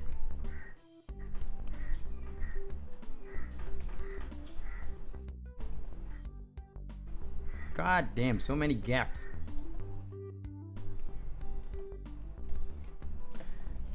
Anyway, that's some stuff that I might try in the future. Be on the lookout for that, I guess.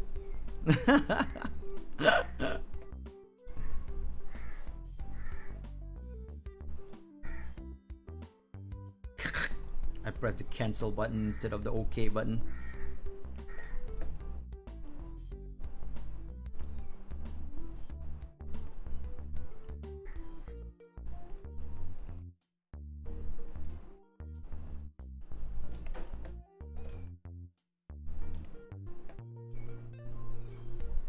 I just realized, since I have it like Mal's look as a skeleton, right? So I need actually something in front there to show the front of the briefs, like this. There you go.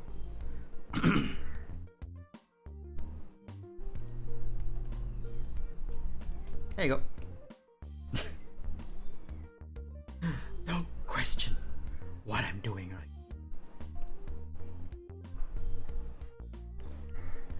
It is for the good of mankind.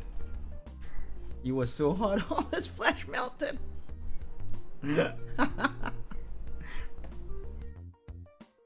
Everyone will make bad art that won't be really fun. Exactly, right?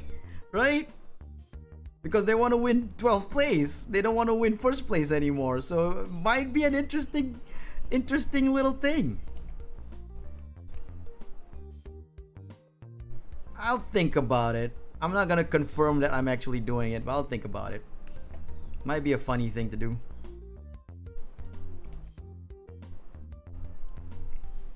Maybe one of the criteria is that no stick figures. You gotta draw something that actually looks like it's you know, like a figure. No stick figures. Because that way people will be like, everyone will be submitting stick figures. So I gotta have like certain criterias.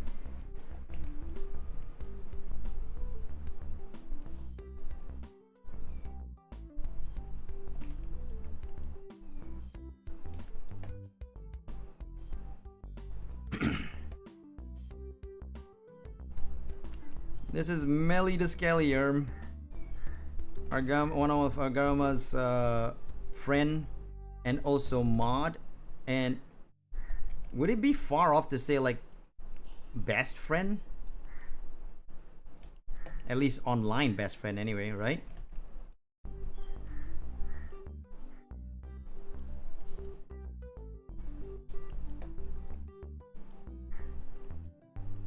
So after this, I will draw Aruran. After I draw Aruran, I might draw one last piece of drawing, then we'll end the stream. All right?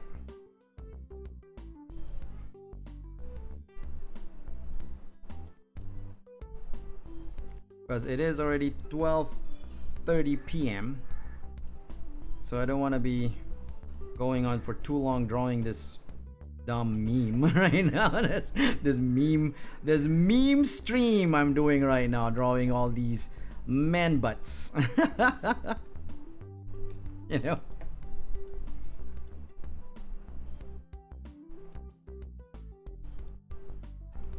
I don't even know if people actually like seeing me draw man butts like this.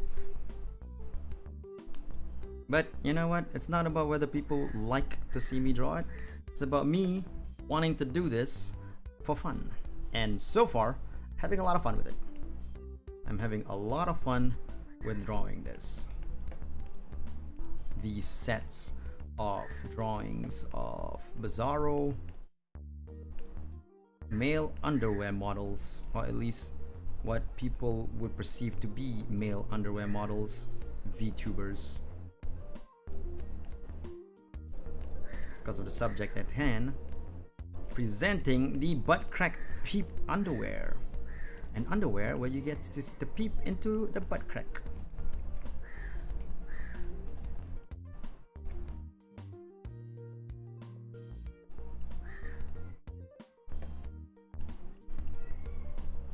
Oh, I'm having ideas right now. Mel being thicker than your average thick woman. I'm actually having a lot of ideas right now for that art contest. I'm not gonna mention everything here because if I do, then it's sort of a spoils thing. So I'm not gonna mention everything here. You know what? We're going with it. We are going with it. We will have an art contest where the winner can win a whopping $5.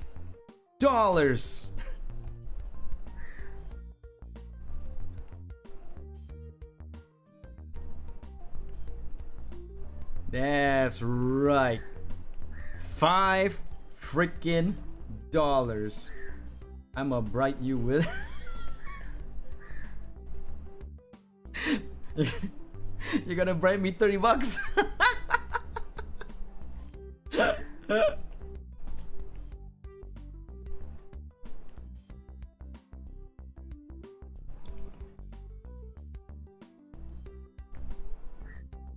Oh, pfft.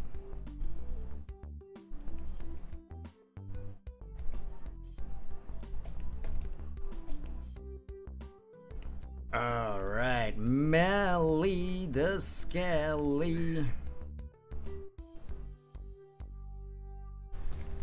is done.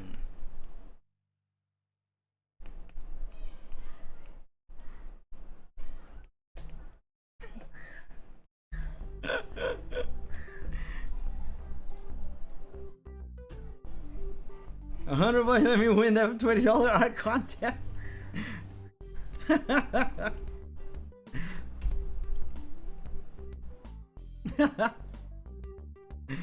I'll put you as a sponsor of the art contest at the same time.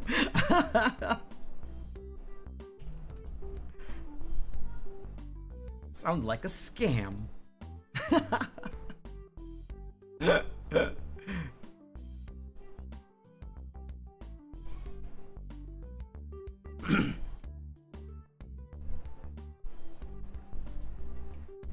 Fourth drawing.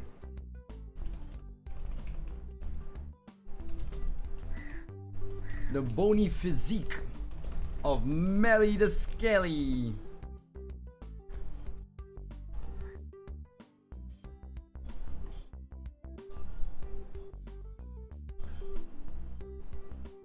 A shablamo, tweet it. Alright, let's do Aruran. Aruran-san.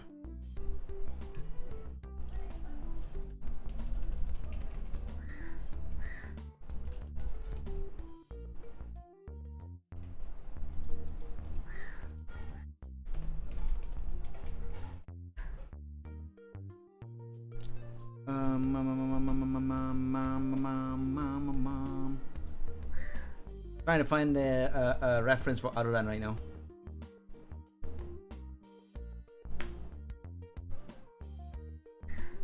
Aruran-kun.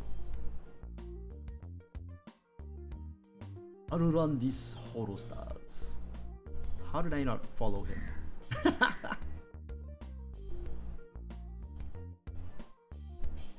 R18. It's got an R18 tag. Arurandis.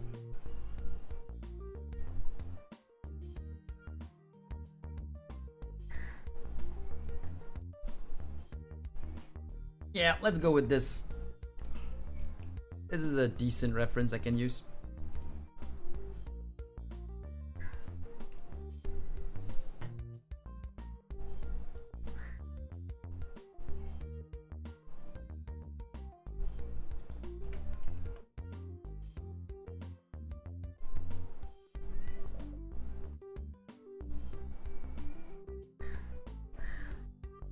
This was a request. Like saying, did you lose this game or did your opponent win this game? This was a request earlier on asking me to draw Aruran.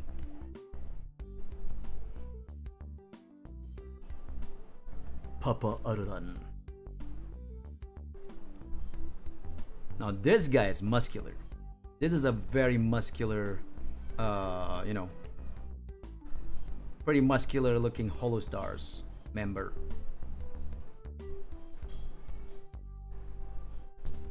This guy has muscles.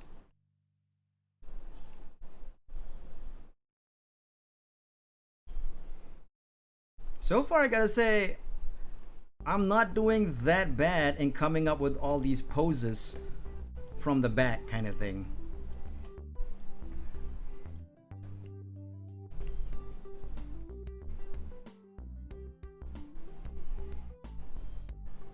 Aruran-san, omae ga.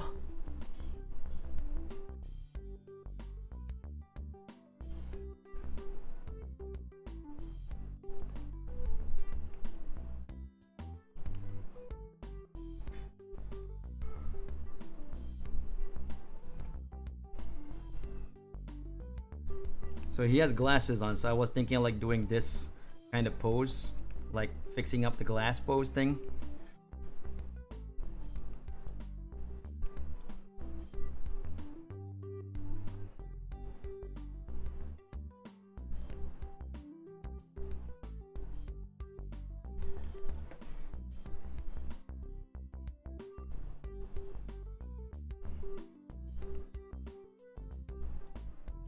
And have his hand here be a fist on his side, not clasping the side, but just like putting the fist, superhero style. Aruran-san. Nani? Daijoubu ka?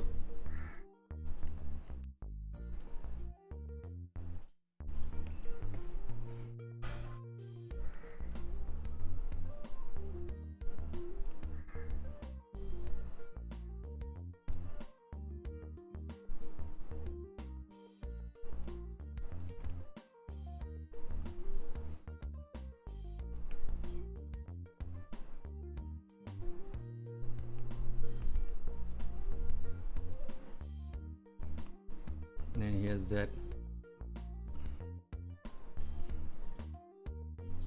goatee of his.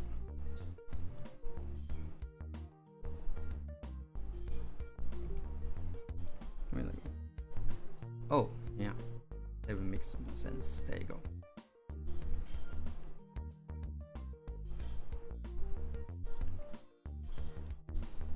Vash Stampede-ish. Hello again, Benny.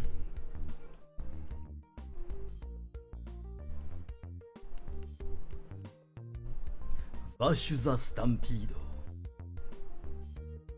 Aren't they doing like a remake of the Trigun anime? I read somewhere that they were planning for like a remake of the Trigun anime. I could be wrong.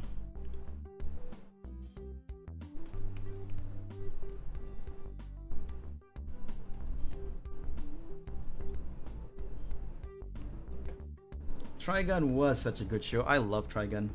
Was I was second year syndrome Chunibyo? Nope. I honestly can say I've never suffered with Chunibyo syndrome.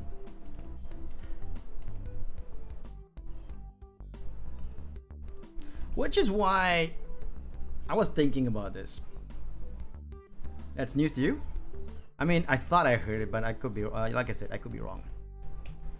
Which is why it is actually kind of hard for me to stay in character as a vtuber, to say like this superhero character. Welcome everybody, and this is Virtuitopia. I am trying to defeat the enemy of art. Man, I know. That just I can do that as a joke, but not as a serious like playing a character deal for me. You know, keep up that kind of characteristics as a vtuber. Really hard. Really hard. I can't see myself being that superhero guy in a 3-4 hour stream, you know? I mean, I just, in the end, whenever I stream, I'm just being me. This is just me. You know? Can't keep up a persona because I've never really had Chunibyo syndrome. I'm always in character even in real life because all I had to do is sleep, hungry, and be miserable. No, Mackie, please don't.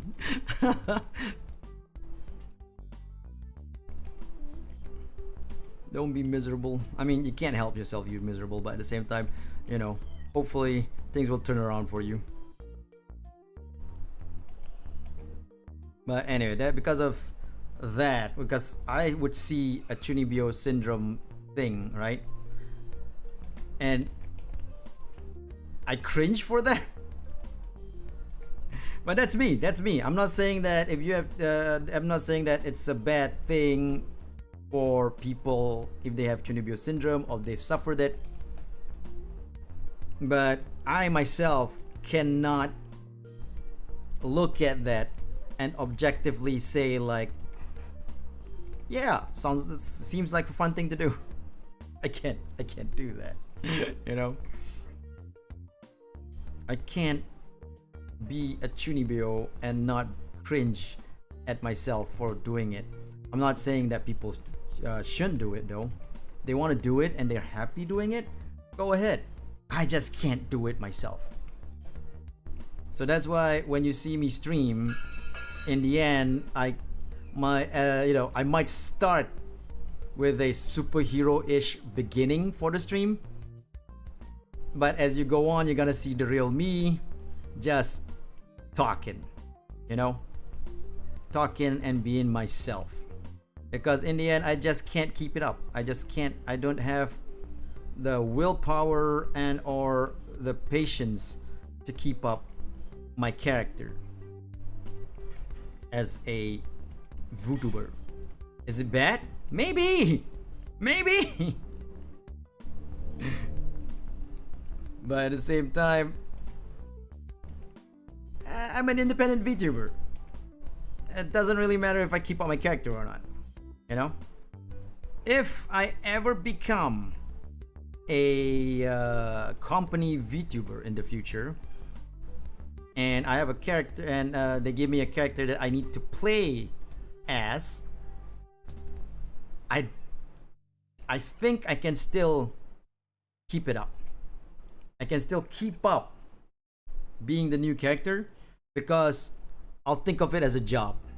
If I think of it as a job, then I won't have a problem keeping up a character. You know, like an actor. Like an actor. But when it's not a job, like currently, when I do my streams independently, it's kind of hard for me to do that without being without feeling cringe. It's like, why did I do that? I can do it as a joke, like how when we did when we played me, Pending, Suiren, and Yui played Yami no Uno, right? I can do it as a joke. That wouldn't be a problem. I just can't see myself doing it seriously as a streamer unless it is a job. If it's a job and they require me to do it, then I will do it. But when it's not a job, like right now, where it's more hobby based than a serious money income thing, I just can't do it. There is no way I can keep it up. It is impossible. I say as I'm being dramatic about it. It is preposterous to think that I can be such a character for so long.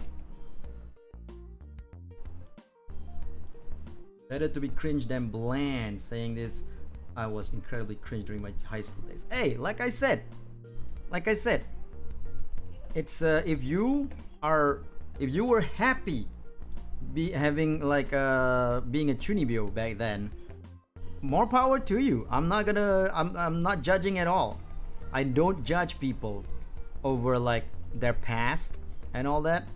If they were chuny, then you know, more power to them. If they were like happy, cringe or not, they might be happy during that time doing it. So it's like, you know, more power to you. As long as you're not hurting people as you do your chuniness. If you're hurting people, then please stop. But if you're not hurting people, then you're fine.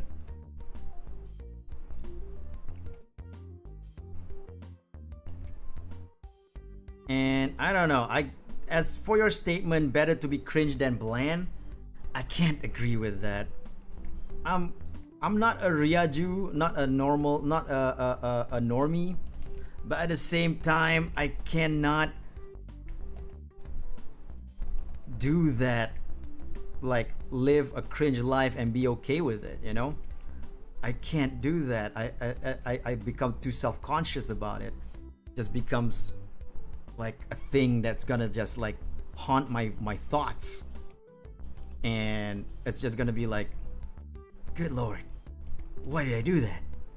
And me thinking about it over and over and over and over again, and in the end just like going, kill me.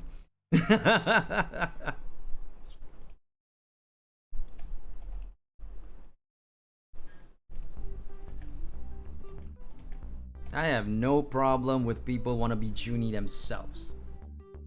They are welcome to. I myself can't see it like that. And that's why I don't think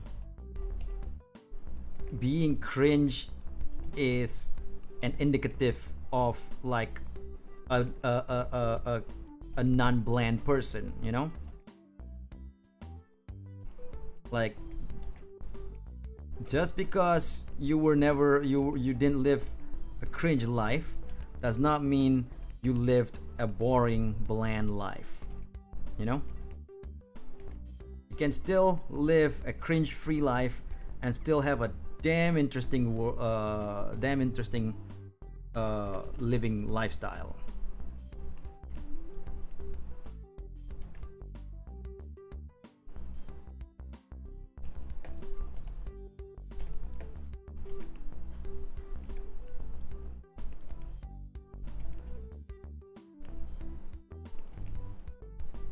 So something I found out recently is that despite being sort of active online with my streams and all that, like I've never really taken like a hiatus from my VTuber life.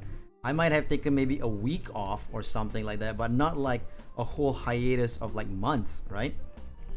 But somehow, and I don't know how, maybe it's algorithm, maybe it's like Twitter not showing my posts or something.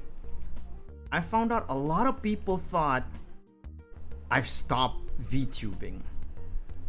Well, not stopped. A lot of people thought I took a break from VTubing and not stream for a while. And I'm just like, no, I'm still active. I stream from time to time, at least once a week, a stream. And this makes me think, right, that this stems, I bet, from goddammit, shoot, I should stand up. Hold on, stretching. Goddammit, Funny enough, as I'm drawing my ass, my ass is hurting. Oh.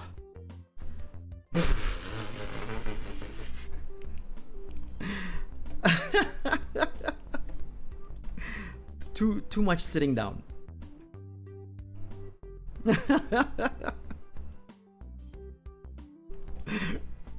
Oh god. You know the reason? What's the reason? So I can take breaks sometimes? Yeah, that's true. No, this is more like the case of me not realizing how much I've been sitting down.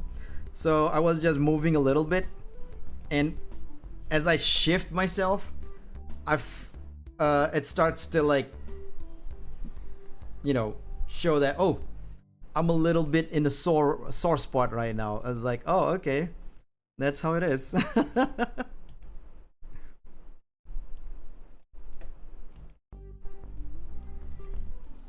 So anyway,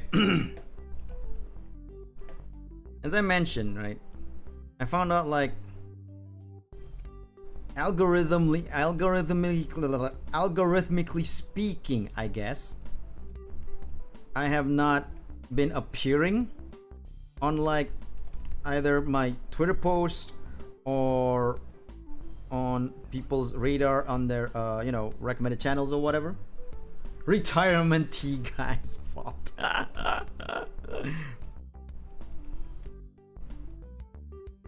No. Here's the thing. People know that's a joke. A lot of people knows that's a joke, and they're saying that they saw that stream, and they're saying like, "Oh, it's a funny stream, haha." But then it was like in February or so, they thought they don't see notifications of my streams and all anymore and all that, so they thought I was like taking a hiatus, like taking a break. They didn't think I graduated. They didn't think I retired or stopped. They just thought I took a long break or something. And the thing is, I've still been active, even especially last month, February. I was very active. I was streaming a lot of days.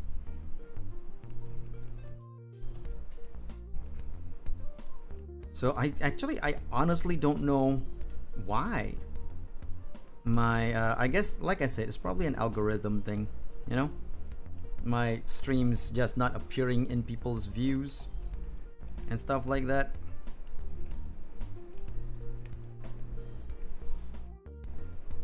Sometimes people need to take sometimes. Yeah, I'm not saying I shouldn't take a hiatus. No. That's not the whole point of this, of what I'm talking about here. What I'm talking about here is the fact that people think I am, and people don't see my streams because of that. This is something that I did notice even before my retirement tea stream. But I only found out yesterday that this is how people thought. But I always thought like, okay, the dwindling numbers of viewers is just like Either people not getting interested. I always thought because people not getting interested in me anymore, or you know, other things. I never thought that they didn't even know I'm still online, you know? Which kind of makes sense. Okay, it kind of makes sense because, okay, I used to watch Minato Aqua a lot, right? On stream. And Evelyn, I watch her every time I can, whenever I see her stream. But the past couple of months, I have not been getting any kind of indicator and or notification on her streaming. So this is, and then I found out that, you know, she's still active, she's still streaming, she's still doing things. So I was like, oh, then it's just me not getting the notification then, which is the case. And weird as it is, it's happening around, I guess, like even I'm getting it myself. So I don't know, it's just weird. Anyway, line art done. We got Arulan-san. Oh wait, I forgot his little bit of hair here. Pew.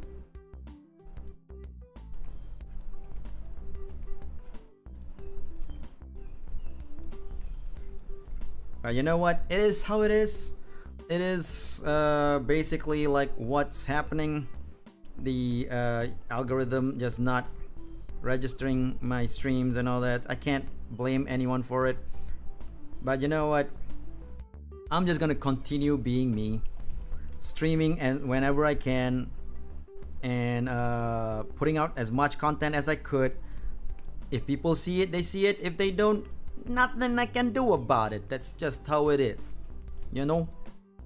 And all I can do is just accept the fact that we either get it or we don't, you know?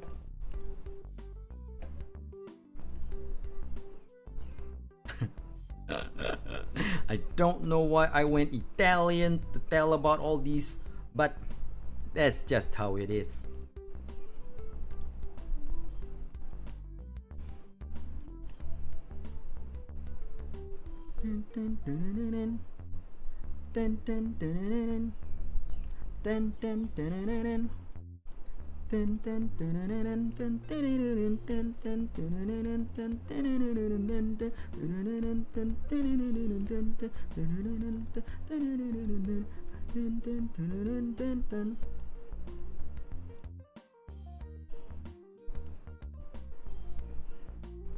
Aruran-san,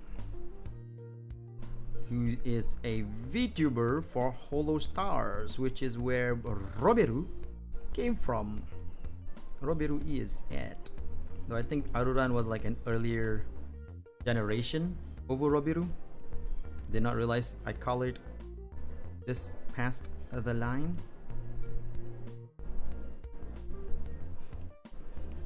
And there you go.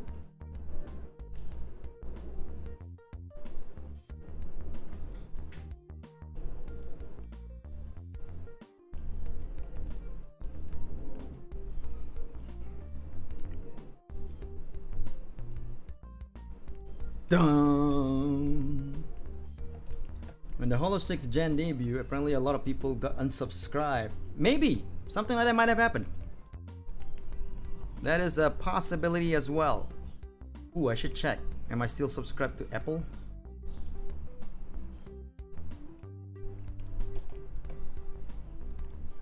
YouTube is being weird with the subscription these days. Like the bot unsubscribing people. Bizarro.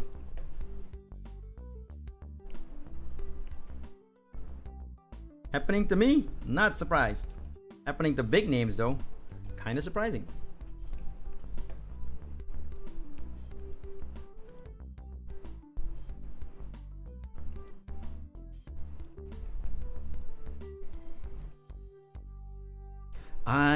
What was it? I think back in, I was checking Social Blade earlier just for fun because I wanted to see the analytics for my YouTube page because I haven't done it in a while. So I was checking Social Blade And I saw that back in, I believe, May of last year, I actually lost 300 subscribers on my YouTube. But it was weird. It was weird. I lost 300, but at the same time, the numbers didn't go down because there was also a lot more viewers popping in, a lot more new subscribers popping in. So it sort of like balances itself out in a sense. It's really bizarre.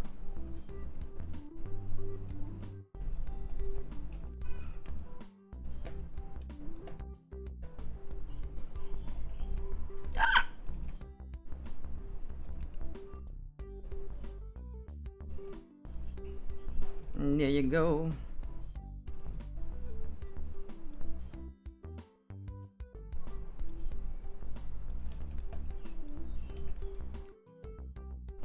It's already 1 p.m. and 1 a.m. for a lot of people on the eastern side of America that uses Eastern Standard Time.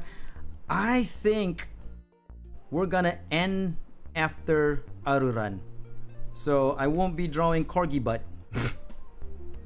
I won't be drawing corgi butt today. I might continue this in the future, though no promises. Most probably will not continue it, but I'm just saying that if I do, the first thing we'll draw is corgi butt.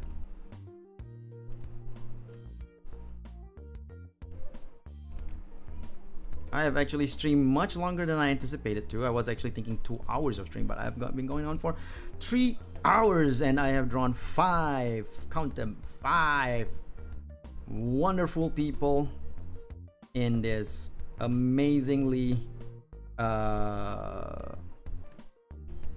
unique underwear.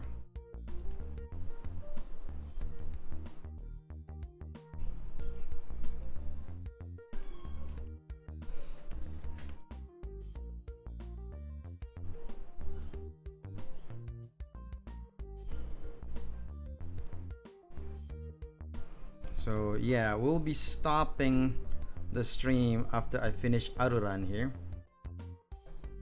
which is very close. I'd say about maybe another 5-10 minutes.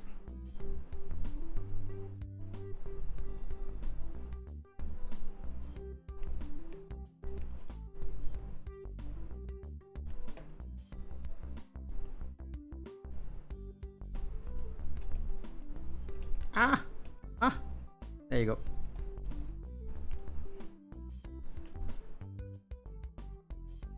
Oh, there was a gap.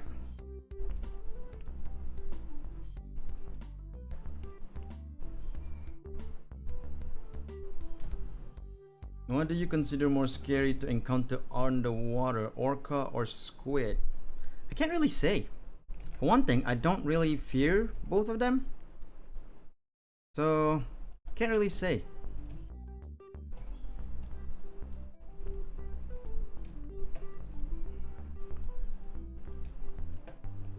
Can't say that I have a opinion to which one I fear more.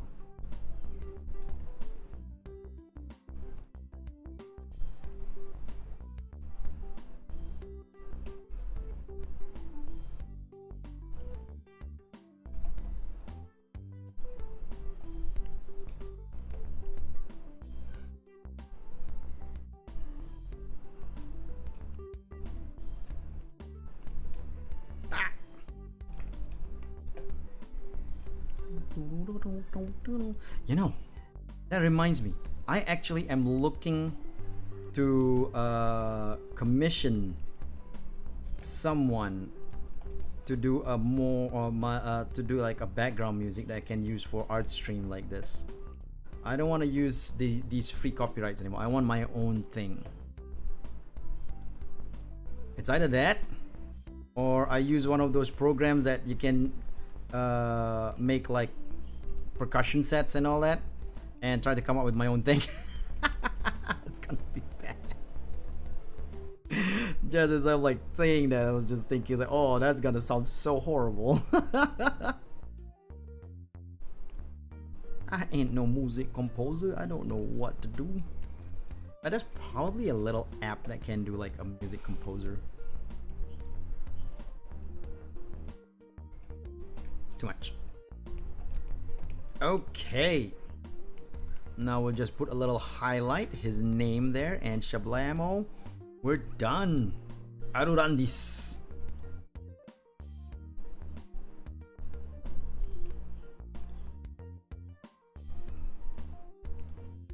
I am also kinda hungry despite already having breakfast. That is interesting.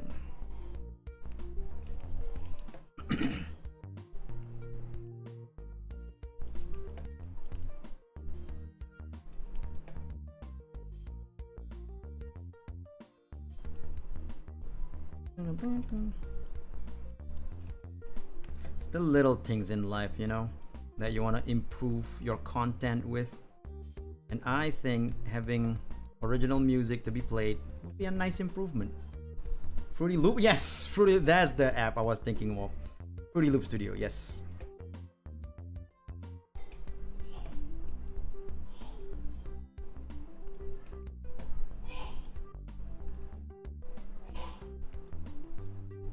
Okay, just for fun.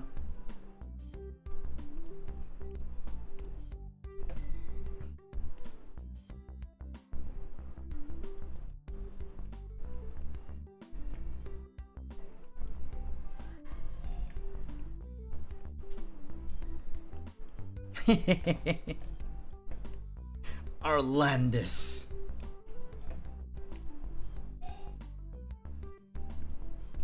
What people call it, Papa Aruran, right?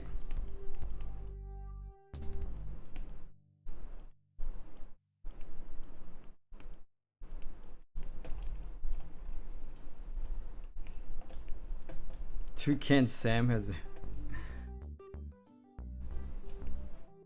You know a software in making themes? Nice. Oh, you mean you now know a software, okay, to make themes, yeah. Fruity Loops has been around for a long time. A long time.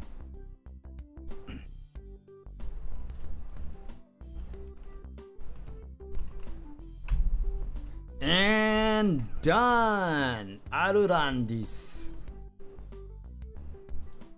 I am going to tweet it. And after that, we're gonna end the stream. Let me just get his fan art tag.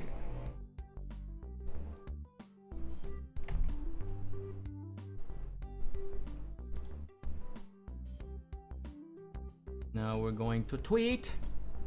The tweet. Fifth and final drawing of the day. Papa Aruran.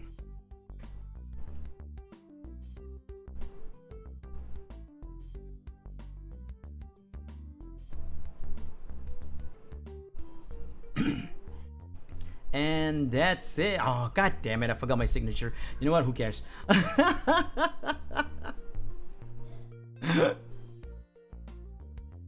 Who gives a damn?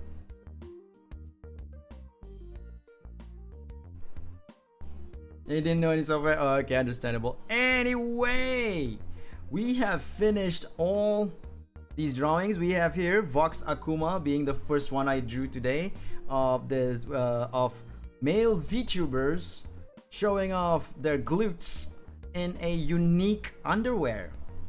And then we have Roberu Yukoku, everybody's winning son. Then J-Man, who retweeted my tweet and thus gets a slot in a fan art of him in these unique underwear. And then Melly the Skelly as a request from Argama and Junsin. Okay, we got reconnected. Anyway, like I said, I hope you had a great time watching me draw these men in the unique underwear, and I hope you will have a good day or night wherever you are and have a wonderful time. And don't forget to hydrate whenever you can, and of course to always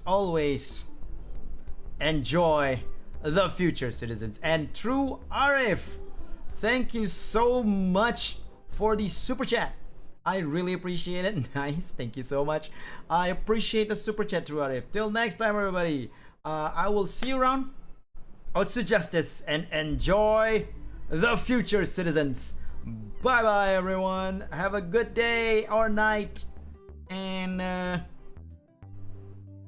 why am I repeating my outro again? See you, everyone. Out to justice.